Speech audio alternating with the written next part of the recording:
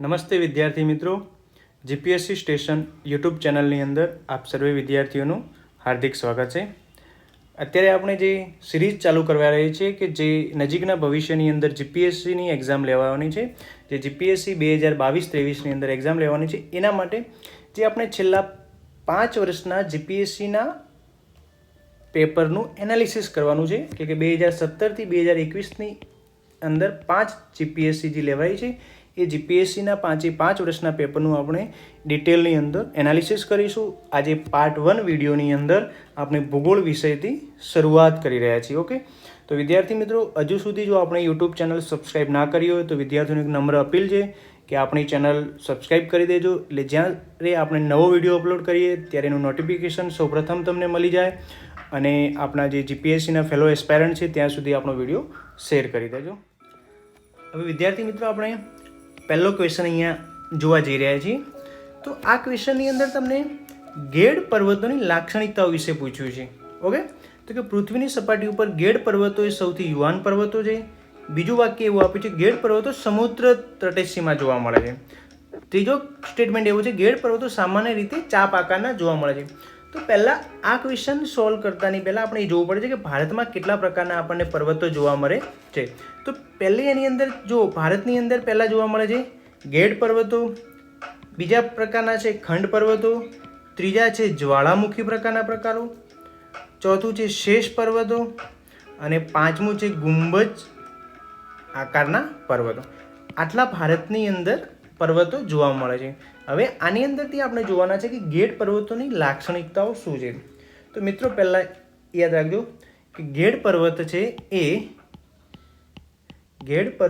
શું છે કે પૃથ્વીની સપાટી ઉપર સૌથી યુવાન પર્વતો છે. ગેડ પર્વત એ કેવા પર્વતો છે?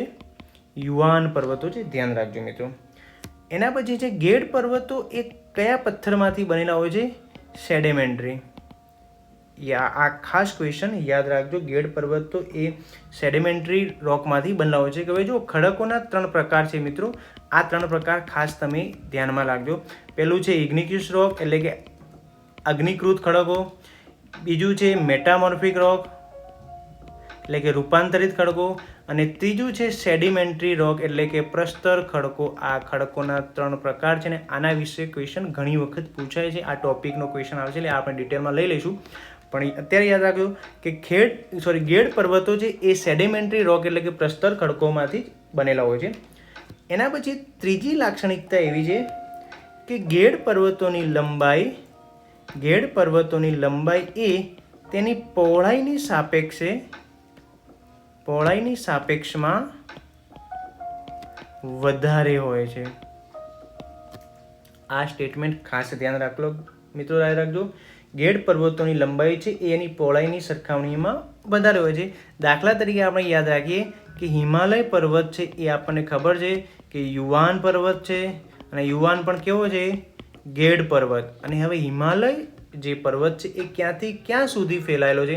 આપણને ખ્યાલ છે કે ભાઈ ભારતની અંદર આપણે જોઈએ તો કે જમ્મુ કાશ્મીરથી સ્ટાર્ટ કરી અને છેક ઉત્તર પૂર્વ રાજ્યો સુધી ફેલાયેલો છે. તો આમ જોવા જઈએ તો હિમાલયની જે લંબાઈ છે, જે પૂર્વ પશ્ચિમ લંબાઈ છે એ કેટલી છે મિત્રો? 2400 કિલોમીટર. હવે એની પહોળાઈ જોઈએ તો પહોળાઈ માત્ર ને માત્ર 400 કિલોમીટર મેક્સિમમ છે. તો આ સ્ટેટમેન્ટથી આપણને ધ્યાનમાં આવી ગયું કે પહોળાઈની સાપેક્ષે લંબાઈ એ સૌથી વધારે હોય છે.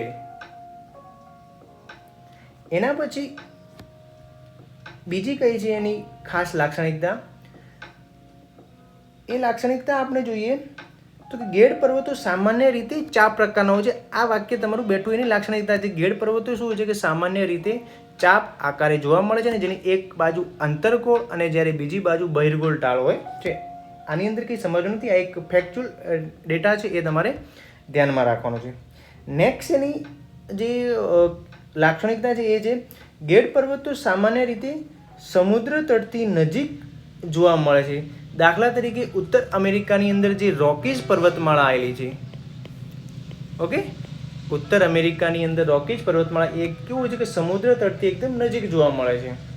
એ જ રીતે દક્ષિણ અમેરિકાની અંદર એન્ડીઝ પર્વતમાળા આવેલી છે, હવે આ એન્ડીઝ પર્વતમાળા વિશે ખાસ ધ્યાનમાં રાખજો કે એન્ડીઝ પર્વતમાળા છે વિશ્વની સૌથી લાંબી પર્વતમાળા છે અને ક્યાં આવેલી છે?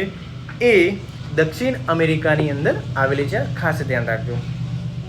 અને હિમાલય છે એ હિમાલય પણ જે ભૂતકાળની અંદર જે આપણે કહીએ છીએ કે જે ટેથિસ સી કે જે ટેથિસ સમુદ્ર હતો એની અંદરથી જ ઉદ્ભવેલો છે, એટલે કે હિમાલયની જગ્યાએ પણ સમુદ્ર હતો. તો આ એક કેરેક્ટરિસ્ટિક સાચી પડે છે કે ગેડ પર્વતો સામાન્ય રીતે સમુદ્ર તટની નજીક જોવા મળે છે. તો આ એની બધી કેરેક્ટરિસ્ટિક થઈ ગઈ છે. તો એની અંદરથી આપણે જોવા જઈએ તો આપણા 3 જે વાક્યો આપેલા છે સાચા જોડે કે પૃથ્વીની સપાટી ઉપર ગેડ પર્વતો સૌથી યુવાન છે. યસ, આ વાક્ય સાચું છે. ગેડ પર્વતો સમુદ્ર તટે આવેલા જોવા મળે છે. યસ, આ પણ વાક્ય સાચું છે. ગેડ પર્વતો સામાન્ય રીતે ચાપ આકારે જોવા મળે છે કે જેની એક બાજુ અંતર્ગોળ અને બીજી બાજુ બહિર્ગોળ ઢાળ. એનો મતલબ શું છે કે આ ક્વેશ્ચનનો જવાબ આપણને શું આવશે? પહેલો, બીજો અને ત્રીજો, 3 સ્ટેટમેન્ટ સાચા છે. એના પછી આપણો જે નેક્સ્ટ ક્વેશ્ચન છે એ જોઈએ. હવે આ ક્વેશ્ચન આપણે કાલે બી જોયેલો છે અને આજે થોડો ડિટેલની અંદર જોઈએ કે ગુજરાતમાં જમીનોના પ્રકાર બાબતે નીચેના વાક્યો ધ્યાનમાં લો. હવે મિત્રો જે ભૂગોળનો જે સિલેબસ છે એની અંદરથી આ ગુજરાતના ભૂગોળનો આ ક્વેશ્ચન પૂછાયેલો છે અને ગુજરાતના ભૂગોળમાંથી પણ ક્યાં પૂછાયેલો છે કે જમીન અને તેના પ્રકાર. જે આ એક ટોપિક છે સિલેબસની એની અંદરથી આ ક્વેશ્ચન પૂછાયો છે. અને મિત્રો જીપીએસસીની દરેક એક્ઝામમાં ગુજરાત અને ભારતની જે જમીન છે એ જમીનમાંથી એક ક્વેશ્ચન કમ્પલસરી હોય છે. દરેકે દરેક તમે જીપીએસસીની એક્ઝામના પેપર જોશો એટલે આ જમીનને લગતા ક્વેશ્ચન તમને જોવા મળશે. તો હવે અહીંયા જો કે ચડતા ક્રમની અંદર ગુજરાતની અંદર ભૌગોલિક વિસ્તાર પ્રમાણે જમીનો ગોઠવવાની છે. આપણે કાલે જોઈ ગયા છે, ફરીથી જોઈ લઈએ છીએ. તો કે સૌથી વધારે કઈ જમીન જોવા મળે છે ગુજરાતની અંદર? કાંપની જમીન જોવા મળે છે. 50% ગુજરાતના કુલ ભૌગોલિક વિસ્તારના 50% કરતાં વધારે આ જમીન જોવા મળે છે. બીજા પ્રકારની જમીન જોવા મળે છે એ છે કાળી જમીન. કાળી જમીન ગુજરાતમાં ક્યાં જોવા મળે છે? ખાસ ધ્યાન રાખજો, દક્ષિણ ગુજરાતમાં જોવા મળે છે ખાસ. ત્રીજા નંબરે જમીન જોવા મળે છે એ મળે છે ક્ષારીય જમીન. હવે ક્ષારીય જમીન કારણ કે ગુજરાત સૌથી વધારે 1600 કિલોમીટર દરિયા કિનારો ધરાવે છે. હવે જોઈએ આ ગુજરાતનો જે આપણો નકશો છે, આ ગુજરાતના કચ્છથી સ્ટાર્ટ કરી જે સૌરાષ્ટ્રનો વિસ્તાર છે, સૌરાષ્ટ્રના વિસ્તારથી દક્ષિણ ગુજરાત છે, આ સમુદ્ર તટવાળા વિસ્તારમાં જે જમીન આવેલી છે એ બધી ક્ષારીય જમીન છે. તો 3rd નંબર ઉપર ક્ષારીય જમીન જોવા મળે છે. ક્ષારીય જમીન પછી જોવા મળે છે રેતાળ જમીન, જે ઉત્તર ગુજરાતની અંદર કચ્છ, બનાસકાંઠા, પાટણ અને મહેસાણા. ઉત્તર ગુજરાતની અંદર કચ્છ નહીં આવે પણ પાટણ, બનાસકાંઠા અને મહેસાણા આ જિલ્લાઓ છે. જ્યારે કચ્છ વિસ્તાર, આ બધા વિસ્તારોમાં ખાસ રેતાળ પ્રકારની જમીન જોવા મળે છે. અને 4થા નંબરે છે પડખાઉ જમીન. પડખાઉ એટલે કે લેટેરાઇટ જમીન. ઓકે, ઇંગ્લિશમાં એને કહે છે લેટેરાઇટ સોઇલ. હવે પડખાઉ જમીન ખાસ ક્યાં જોવા મળે છે એ તમે યાદ રાખો, વધુ વરસાદી ક્ષેત્રમાં. વધુ વરસાદી ક્ષેત્રમાં લેટેરાઇટ જમીન જોવા મળે છે. તો ગુજરાતમાં જે ડાંગ, જે દક્ષિણ ગુજરાતની અંદર ડાંગ જિલ્લો છે, ડાંગ જિલ્લામાં સૌથી વધારે વરસાદ થાય છે. તો ડાંગ જિલ્લાની અંદર સૌથી વધારે આપણને લેટેરાઇટ જમીન જોવા મળશે. ઓકે, તો હવે આને તમને શું પૂછ્યું છે કે ચડતા ક્રમની અંદર ગોઠવો. તો સૌથી વધારે કઈ છે? કાંપની જમીન. તો કાંપ પહેલા નંબરનો ઓપ્શન છે એ ક્યાં આવે છે? સૌથી લાસ્ટમાં. તો અહીંયા જો 1 નંબર લાસ્ટમાં છે, અહીંયા લાસ્ટમાં છે, આ ઓપ્શન તમારો નહીં આવે. નેક્સ્ટ આવે છે કાળી જમીન. કાળી જમીનનો ઓપ્શન કયો છે? 5મો. તો અહીંયા જો 5 બી છે, એક પહેલા 5 છે, આ બી ઓપ્શન નીકળી જાય છે. જો આ રીતે તમારે વિકલ્પો અને ઓપ્શનને એલિમિનેટ કરવાના. યુપીએસસીની અંદર એક આ મેથડ સૌથી પ્રચલિત છે. એલિમિનેશન કરશો એટલે ઓટોમેટિક તમારા 1 કે 2 વિકલ્પો તો નીકળી જાય છે. એના પછી ત્રીજી જમીન આવે છે ક્ષારીય. તો કે પહેલું કાંપ થઈ ગયું, પછી કાળી. ક્ષારીય કયું છે? 4. 1 5 પછી શું આવશે? 4. ઓકે, 1 4 પછી આ બંને વિકલ્પોમાં છે. એના પછી છે રેતાળ. તો 1 5 4 પછી 2 આવે છે. 1 5 4 પછી 2 આ થઈ ગયું. આ વિકલ્પ તમારો જવાબ શું થઈ ગયો છે? સાચો. તો આ મિત્રો ધ્યાનમાં રાખજો કે આ ગુજરાતની જમીન અને ભારતની જમીનોના સંદર્ભમાં એક ક્વેશ્ચન કમ્પલસરી ગુજરાતની જે જીપીએસસી દ્વારા એક્ઝામ લેવાય છે એમાં કમ્પલસરી પૂછાય છે.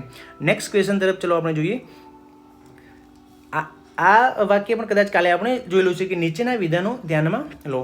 તો પહેલું વિધાન છે કે ચાંદી કિંમતી ધાતુ છે અને તે આર્જેન્ટાઇટ અને ક્લોરારજીરાઇટના અયસ્કમાંથી કાઢવામાં આવે છે. આ વાક્ય એકદમ સ્ટેટમેન્ટ સાચું છે.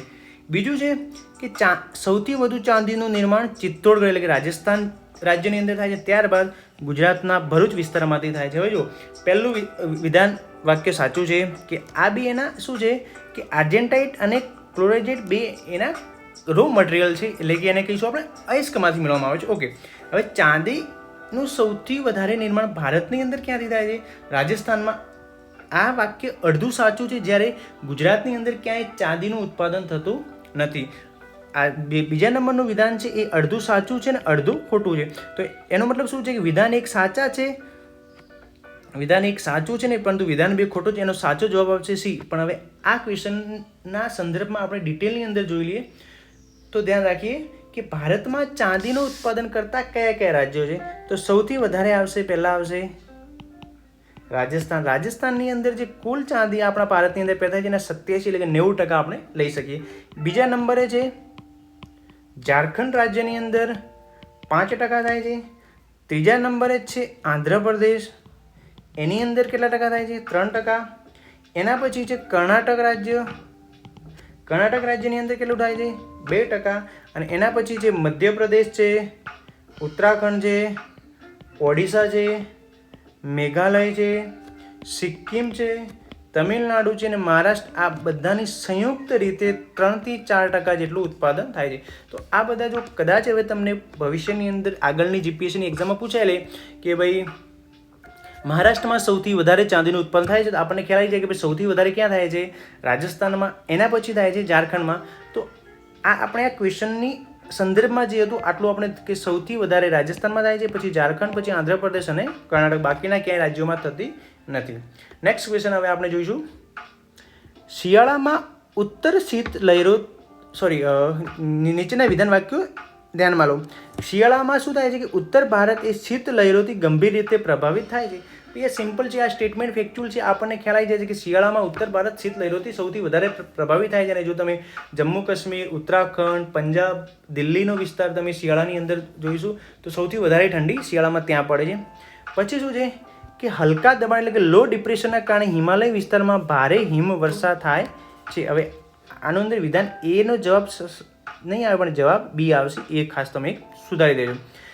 હલકા દબાણના હવે જો જીપીએસસી ક્યારેક બહુ મોટું બ્લન્ડર કરતી હોય છે અને આ ક્વેશ્ચનની અંદર તમને જોવા મળશે. કારણ કે આ જો ક્વેશ્ચનની મારે ભૂલ સુધારવી હોય તો હું સુધારી શકતો હતો, પણ તમારા ધ્યાનમાં લાવવા માટે મેં આ રાખ્યું છે કે જો જીપીએસસી ક્યારેક ગૂગલ ટ્રાન્સલેટ કરે છે તો એની અંદરથી ઘણી બધી મિસ્ટેક હોય છે. હવે જો આ ઇંગ્લિશમાં તમને શું સ્ટેટમેન્ટ આપ્યું છે?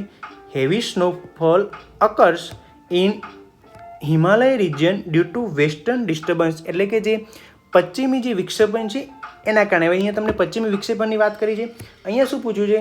હલકા દબાણના કારણે હિમાલય વિસ્તારમાં સૌથી વધારે હિમવર્ષા થાય છે. હવે જો અહીંયા વેસ્ટર્ન ડિસ્ટર્બન્સની ક્યાંય વાત કરવામાં આવી નથી. તો યાદ રાખજો કે આ વિધાન 1 અને વિધાન 2 બંને સાચા છે, પરંતુ એ વિધાન 1ની કોઈ સમજૂતી નથી, કારણ કે બંને વિધાન એકબીજાથી અલગ વિધાન છે.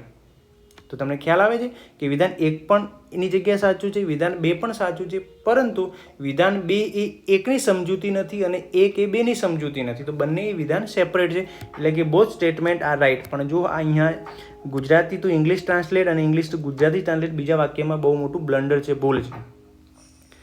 નેક્સ્ટ હવે આપણે જોઈએ છે, જો તમે રસ્તા દ્વારા કોહિમાથી કોટ્ટાયમ, હવે તમને આ પણ ખ્યાલ હોવો જોઈએ કોહિમા કયા રાજ્યની અંદર છે અને કોટ્ટાયમ કયા રાજ્યની. જો આપણે હવે જો આ તમને ભારતનો નકશો ખ્યાલ હોવો જોઈએ, કારણ કે ભારતના નકશામાંથી ઘણી વખત 1-2 ક્વેશ્ચન જીપીએસસી મૂકતી હોય છે. હવે તમને ખ્યાલ હોવો જોઈએ કે કોહિમા એ ક્યાં છે? કોહિમા એ નાગાલેન્ડ છે. ઓકે, એટલે નાગાલેન્ડ રાજ્યની અંદર. અને કોટ્ટાયમ એ ક્યાં છે? કેરળની અંદર. હવે તમને પૂછ્યું છે કે નાગાલેન્ડથી કેરળ સુધી આવવાનું છે અને ઓછામાં ઓછા કેટલા રાજ્યોમાં થઈને તમે પ્રવાસ કરી શકશો. હવે એમાં તમને એક બીજી કન્ડિશન આપી છે, ઉદ્ગમ રાજ્ય અને ગંતવ્ય રાજ્ય બંનેને તમારે કાઉન્ટ કરવાના છે. ઓકે, હવે જો બંનેને તમે કરશો કાઉન્ટ એટલે શું થશે કે જો આ અહીંયા તમારું છે નાગાલેન્ડ. હવે અહીંયા હું લખું છું, તમે લેશો નાગાલેન્ડ. નાગાલેન્ડ રાજ્યથી તમારે શરૂઆત કરશો. હવે જો નાગાલેન્ડમાંથી તમે ક્યાં આવશો? અસમ રાજ્યની અંદર. ઓકે, નાગાલેન્ડ 1 નંબર થઈ ગયો. એના પછી આવશો તમે અસમ રાજ્ય. અસમ રાજ્યથી જો આ તમારું કયું છે? આખું વેસ્ટ બેંગાલ છે, એટલે કે પશ્ચિમ બંગાળ છે. ઓકે, પશ્ચિમ બંગાળની અંદર. પશ્ચિમ બંગાળથી તમે ક્યાં આવો છો? ઓડિશાની અંદર આવશો. ઓડિશાની અંદર તમે અહીંયા આવો છો. ઓડિશા પછી તમે ક્યાં આવશો? આંધ્રપ્રદેશ. આંધ્રપ્રદેશથી હવે જો તમારે બે રસ્તા બને છે કેરળ આવવાના. આંધ્રપ્રદેશથી તમે કાં તો કર્ણાટક, આંધ્રપ્રદેશથી તમે કર્ણાટક અને કર્ણાટકથી સીધા ક્યાં આવી જાઓ? કેરળ. અથવા આંધ્રપ્રદેશથી તમે ક્યાં આવો? તમિલનાડુ, અને તમિલનાડુથી ક્યાં આવો? કેરળ. કાં તો આ રસ્તો પકડવાનો, કાં તો આ રસ્તો લેવાનો. હવે તમને શું કીધું છે કે શરૂઆતનું અને અંતિમ બંને રાજ્યોને કાઉન્ટ કરી અને પછી તમારે કુલ કેટલા રાજ્યોમાંથી તમે પસાર થઈ શકો છો એ જોવાનું છે એની અંદર. તો અહીંયા તમને જો નાગાલેન્ડ એક રાજ્ય થઈ ગયું, પછી બીજું અસમ આવે છે, ત્રીજું પશ્ચિમ બંગાળ આવે છે, ચોથું ઓડિશા આવે છે, પાંચમું આંધ્રપ્રદેશ આવે છે. હવે જો છઠ્ઠું કર્ણાટક લો તો આ તમિલનાડુ નહીં લેવાનું, તમિલનાડુ લો તો કર્ણાટક નહીં લેવાનું. અહીંયા 5 પછી જો આપણે માની લઈએ કે ભાઈ તમિલનાડુથી જઈએ તો 6 અને એક તમારું તમારું કેરળની અંદર અહીંયા કોટ્ટાયમ છે. તો થઈ ગયા 1 2 3 4 5 6 અને 7. અને કદાચ અહીંથી તમે જશો તો આંધ્રપ્રદેશથી કર્ણાટક અને એમ કુલ ઓછામાં ઓછા 7. હવે કદાચ આ ક્વેશ્ચન તમને ફેરવીને પૂછી લે છે. હવે ફેરવીને કઈ રીતે પૂછે કે ઉદ્ગમ સ્થાન અને ગંતવ્ય સ્થાનનો સમાવેશ કર્યા વગર ઓછામાં ઓછા કેટલા રાજ્યોમાંથી પ્રવાસ થઈ શકશે. તો તમારે નાગાલેન્ડને બી કાઉન્ટ નથી કરવાનું, કેરળને બી કાઉન્ટ નહીં કરવાનું. તો 7માંથી 2 રાજ્યો ઓટોમેટિક નીકળી ગયા. તો ઓછામાં ઓછા 5 રાજ્યોમાં તમારે પ્રવાસ કરવો પડે છે. ઓકે, ખ્યાલ આવી ગયો. હવે જો અહીંયા તમને આ પૂછ્યું છે, આપણે હંમેશા યાદ રાખજો કે આ ભારતનો નકશો તમારે સમજી જ લેવાનો કે ભારતના નકશાની અંદર કયું રાજ્ય ક્યાં આવેલું છે. એના પછી એક સેકન્ડ, ઓકે, કયા રાજ્યની સરહદ કયા રાજ્યને સ્પર્શ થાય છે, ભારતને કેટલા રાજ્યોને આંતરરાષ્ટ્રીય સરહદ સ્પર્શ થાય છે, કયા રાજ્યને કયા દેશની આંતરરાષ્ટ્રીય સરહદ સ્પર્શ થાય છે, કયા રાજ્યોને દરિયા કિનારો સ્પર્શ થાય છે. એ ખાસ ધ્યાન રાખજો. આ ઘણી વખત ક્વેશ્ચન પૂછાય છે. અને બીજો એક ક્વેશ્ચન પૂછાતો હોય તો એ ક્વેશ્ચન એવો છે કે ભાઈ માની લો કે ભાઈ આ અંદમાન ને નિકોબાર છે. અંદમાન નિકોબારની હાઈકોર્ટ કયા રાજ્યની અંદર આવે, કયા રાજ્ય સાથે સંમિલિત છે, લક્ષદ્વીપની ક્યાં સંમિલિત છે, એના પછી જે પુડુચેરીની ક્યાં છે, પછી એવા કયા 2 કેન્દ્રશાસિત પ્રદેશ છે કે જેમને પોતાની સ્વતંત્ર હાઈકોર્ટ આવેલી છે. એ ભારતને લગતા અમુક જે સામાન્ય બેઝિક જે ક્લાસ 3 વાળાને પણ આવડે છે એવા ક્વેશ્ચન ઘણી વખત પૂછાતા હોય છે. તો ભારતનો નકશો અહીંયા મેં તમને જો તમારા માટે જ ખાસ અહીંયા મૂક્યો છે. તો એ અહીંયા તમારે ખાસ ધ્યાનમાં રાખી લેવાનું કે ભાઈ આ ભારતના નકશામાંથી ઘણી વખત ક્વેશ્ચન મિત્રો પૂછાતા હોય છે. નેક્સ્ટ ક્વેશ્ચન આપણે જોઈશું. હવે જો આ એક વિશ્વની ભૂગોળનો ક્વેશ્ચન છે, પણ આમ જોવા જઈએ તો એકદમ સિમ્પલ લોલીપોપ જેવો ક્વેશ્ચન છે કે ક્ષેત્રફળની દ્રષ્ટિએ નીચેનો પૈકી વિશ્વનો સૌથી મોટો લેન્ડલોક કન્ટ્રી કયો છે. તો પહેલાં તો તમને એ ખ્યાલ હોવો જોઈએ કે ભાઈ લેન્ડલોક કન્ટ્રી એટલે શું થાય. જો અહીંયા મેં વિશ્વનો નકશો બી આપી દીધો છે. લેન્ડલોક કન્ટ્રી જે વિશ્વના ટોપ 10 કન્ટ્રી છે એ નામ બી તમને આપી દીધા છે. અને તમારે મને આ નકશાની અંદર જોયા વગર વિશ્વના ટોપ 10 લેન્ડલોક કન્ટ્રીના નામ કમેન્ટની અંદર મને જણાવવાના છે. એટલે કે તમે પણ થોડું જાતે સેલ્ફ સ્ટડી કરો તો ખ્યાલ આવે કે ભાઈ લેન્ડલોક કન્ટ્રી વિશ્વની અંદર ક્યાં ક્યાં આવેલા છે. તો પહેલાં તો આપણે જોઈ લઈએ કે ભાઈ લેન્ડલોક કન્ટ્રીનો મતલબ શું થાય છે. લેન્ડલોક દેશ. હવે શું થશે કે જે દેશની સરહદ સીમા ચારે બાજુ અન્ય દેશથી ઘેરાયેલી હોય કે જેને કોઈ સમુદ્ર સ્પર્શ થતો ના હોય એવા દેશોને આપણે શું કહીશું? લેન્ડલોક કન્ટ્રી. એટલે કે ચારે બાજુ અન્ય દેશોથી ઘેરાયેલા હોય છે. તો વિશ્વની અંદર એવા 44 દેશો છે. કેટલા છે દેશો મિત્રો? 44 દેશો. અને જો વિસ્તારની દ્રષ્ટિએ સૌથી મોટા આમ ટોપ 10 આપણે જોવા જઈએ તો પ્રથમ છે કઝાકસ્તાન, યાદ રાખજો મિત્રો. એના પછી બીજો છે મંગોલિયા. હવે જો અહીંયા જો કઝાકસ્તાન છે, આ તમારો બીજો મંગોલિયા છે, ત્રીજો છે ચડ, ચોથો છે નાઇજર અને પાંચમો છે માલી. આ જો તમને ટોપ 5 મેં લખી દીધા છે. અહીંયા તમારે નકશામાં જોયા વગર ટોપ 10 કન્ટ્રી મને જણાવવાના છે અને નકશાની અંદર બી તમારે હાઇલાઇટ કરવાના છે. તમને જો આ નકશો જોશો તો તમને ધ્યાનમાં રહેશે. પછી ક્યારેક કોઈ એક્ઝામ એવું પૂછાય છે કે ભાઈ જો કર્કવૃત રેખા ક્લાસ 3 લેવલની તમે એક્ઝામની તૈયારી કરતા હો તો શું પૂછે છે કે ભાઈ ગુજરાતના કયા જિલ્લામાંથી પાસ થાય છે. અને વધારે પૂછી લે તો કે ભાઈ ભારતના કયા રાજ્યોમાંથી પાસ થાય છે.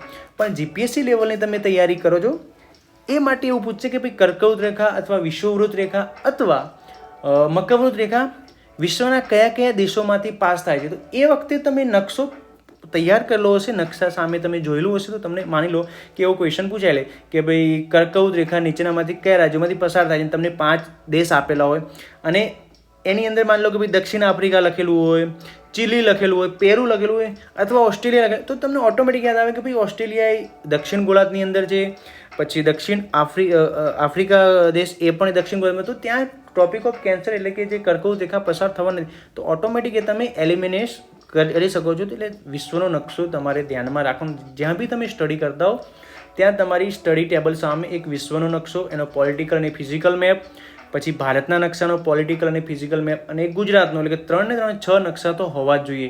અને ખાસ હું તમને વિદ્યાર્થીઓ રિકમેન્ડેડ કરીશ, જે ઓક્સફોર્ડનું જે સ્કૂલ એટલાસ આવે છે એ ખાસ મિત્રો વસાવી લેજો. ભૂગોળની અંદર કંઈ પણ ટોપિક તમે ભણતા હો, સ્ટડી કરતા હો, એ ટાઈમે કોઈ પણ વિસ્તારનું નામ આવે અથવા ન્યૂઝની અંદર કંઈ બી કોઈ પણ દેશનું, અથવા આપણા વડાપ્રધાન જો કોઈ દેશની અંદર હમણાં ની કન્ટ્રીની જે સમિટ મળી હતી એ સમિટની અંદર ગયા હતા, તો એ સમયે શું થાય છે કે આપણે વિશ્વની અંદર જોઈ લેવાનું કે ભાઈ આ મેપની અંદર ક્યાં આ દેશ આવેલો છે. હમણાં જર્મની ગયા હતા, એના પછી યુએ ગયા હતા, તો એ આપણે ખાસ ધ્યાનમાં રાખવાનું કે ભાઈ વિશ્વની અંદર કયો દેશ ક્યાં આવેલો છે. એકચ્યુઅલમાં બધા દેશના નામ ખ્યાલ ના હોય, પણ થોડા ઇમ્પોર્ટન્ટ છે, એ તો ખ્યાલ હોવા જ જોઈએ.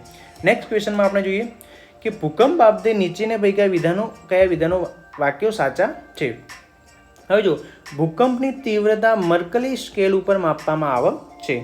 ભૂકંપની માત્રા એ મુક્ત થયેલી ઉર્જાનું માપન છે. ભૂકંપની માત્રાનો આધાર ભૂકંપના મોજાઓના સીધા કંપન વિસ્તાર ઉપર આધાર રાખે છે. હવે જો આ 3 વિધાનો આ સાચા છે, પણ આપણને ખ્યાલ કઈ રીતે પડશે કે આ વિધાનો સાચા છે કે ખોટા છે? તો મિત્રો જો પહેલે તો જો કે ભૂકંપની તીવ્રતા છે, એ તીવ્રતા તમને પૂછ્યું છે, યાદ રાખજો. અહીંયા ઇન્ટેન્સિટી પૂછ્યું છે, અહીંયા તમને મેગ્નિટ્યુડ નથી પૂછ્યું. જો મેગ્નિટ્યુડ પૂછ્યું હોય તો શું આવે? રિક્ટર સ્કેલ આવે. ઓકે, પણ અહીંયા તમને શું પૂછ્યું છે? ઇન્ટેન્સિટી. તો શું આવશે? મર્કલી સ્કેલ આવશે. તો પહેલું વિધાન વાક્ય સાચું છે. હવે જો પહેલું વિધાન વાક્ય સાચું છે, એની અંદરથી હવે જો આ વિધાનની અંદર પહેલું વિધાન નથી, આ તો ઓટોમેટિક તમારું નીકળી જાય છે. તો જો અહીંયા પહેલું છે, અહીંયા પહેલું છે, અહીંયા પહેલું છે. ઓકે, બીજું છે ભૂકંપની માત્રા એ મુક્ત થયેલી ઉર્જાનું માપન છે. હવે ભૂકંપની અંદર આપણે 2 પોઈન્ટ છે, એક છે એપિસેન્ટર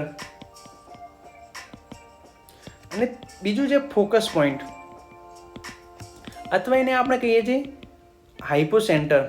તો આ તમને ખ્યાલ હોવો જોઈએ ખાસ કે ભાઈ ફોકસ પોઈન્ટ અથવા હાઇપોસેન્ટર. માની લે આ જે તમારી પૃથ્વી છે, આ પૃથ્વીનો પેલો ક્રસ્ટ છે, આ બીજું મેન્ટલ છે, અને આ તમારી ઇનર કોર ને આઉટર કોર છે. તો ભૂકંપ હંમેશા ક્રસ્ટ અને અપર મેન્ટલ પાર્ટમાંથી ઉદ્ભવશે. હવે અપર જે અહીંયા જ્યાંથી ઉદ્ભવે છે એને કહીશું આપણે ભૂકંપનું ફોકસ. ફોકસ હંમેશા પૃથ્વીની સપાટીની અંદર હશે. એનું બીજું નામ છે હાઇપોસેન્ટર. અને જે એપિસેન્ટર છે એ ભૂકંપના તરંગ જ્યાં પૃથ્વીની સપાટી ઉપર સૌપ્રથમ મળે છે એને કહીશું આપણે એપિસેન્ટર. એટલે એપિસેન્ટર ક્યાં હોય છે? પૃથ્વીની સપાટીની ઉપર. જ્યારે ફોકસ પોઈન્ટ ક્યાં હોય છે? એ પૃથ્વીની સપાટીની અંદર. આ વાક્ય ખાસ ધ્યાનમાં રાખજો. અને એ શું છે તો કે ભૂકંપની માત્રા મુક્ત થયેલી ઉર્જાનું માપન છે, કારણ કે અહીંથી જે ઉર્જા રિલીઝ થાય છે એ સપાટી પર આવે છે અને પછી અહીંથી સ્પ્રેડ થાય છે. તો ભૂકંપની માત્રા એટલે કે જે મેગ્નિટ્યુડ એ છે શું મિત્રો? તો કે એ જ્યાંથી રિલીઝ થાય છે ઉર્જાનું માપ છે. બીજું સ્ટેટમેન્ટ પણ સાચું છે. હવે જો બીજું સ્ટેટમેન્ટ સાચું છે એનો મતલબ 1 અને 3 તો નહીં જાય, અહીંયા બીજું આ પણ વિકલ્પ ઓટોમેટિક નીકળી જાય છે. હવે જો ત્રીજું સ્ટેટમેન્ટ ભૂકંપની માત્રાનો આધાર ભૂકંપના મોજાઓ સીધા કંપન વિસ્તાર ઉપર આધાર રાખે છે. આ એક ફેક્ચ્યુઅલ ડિટેલ છે. એટલે કે શું પૂછ્યું છે અહીંયા તમને? The magnitude of earthquake is based on the measure of direct amplitude earth wave. જે ભૂકંપીય તરંગો છે એના એના ઉપર આધાર રાખે છે. ઓકે, આ ત્રીજું સ્ટેટમેન્ટ પણ એકદમ ફેક્ચ્યુઅલ ડેટા એટલે કે સાચું છે. તો અહીંયા શું આવે છે? જવાબ પહેલો, બીજો અને ત્રીજો 3 વિકલ્પો સાચા છે. નેક્સ્ટ જોઈએ છીએ આપણે, નીચેની પૈકી કયો સમુદ્રી પ્રવાહ હિન્દ મહાસાગર સાથે સંકળાયેલો છે? મિત્ર જોજો, હવે આ ક્વેશ્ચન અહીંયા જો તમને મેં આપણા નકશાની અંદર અહીંયા તમને લઈ જ લીધું છે. આ ક્વેશ્ચન ઘણી વખત પૂછાય છે. ક્યારેક પૂછાય છે કે ભાઈ નીચેનામાંથી કયો ઠંડો પ્રવાહ છે, અથવા કયો ગરમ પ્રવાહ છે, અથવા નીચેનામાંથી કયો પ્રવાહ હિન્દ મહાસાગર સાથે સંકળાયેલો છે, અથવા નીચેનામાંથી કયો પ્રવાહ પેસિફિક એટલે કે પ્રશાંત મહાસાગર અથવા એટલાન્ટિક મહાસાગર સાથે. આ કમ્પલસરી તમે જીપીએસસીના પેપર એનાલિસિસ કરશો એટલે આ ક્વેશ્ચન તમને જોવા મળશે. આ એટલે આ નકશાના જો તમે આ કરંટ એટલે કે જે ઓશન વેગ કરંટ છે એ તૈયાર કરી દીધા એટલે 1 માર્ક્સ તમારો કમ્પલસરી. હવે જો જીપીએસસીની અંદર આપણે 400માંથી 400 માર્ક્સ લાવવાના નથી મિત્રો. માત્ર ને માત્ર તમે 150-60 લાવશો એટલે તમે પ્રિલિમના કટ ઓફથી 20થી 30 માર્ક્સ ઉપર હશો. એટલે આવું સ્માર્ટ વર્ક કરવાનું છે કે તમારે દરેક ટોપિક નહીં કરવાના, પણ જે જીપીએસસી વારંવાર જે ટોપિક રિપીટ કરે છે, માની લો કે ગુજરાતની જમીન ભારતની જમીન છે, પછી ખડકોમાંથી ક્વેશ્ચન પૂછાય છે, એના પછી આ ઓશન કરંટમાંથી કમ્પલસરી ક્વેશ્ચન હોય છે. મિત્રો 1 સેકન્ડ પાણી પી લઉં છું.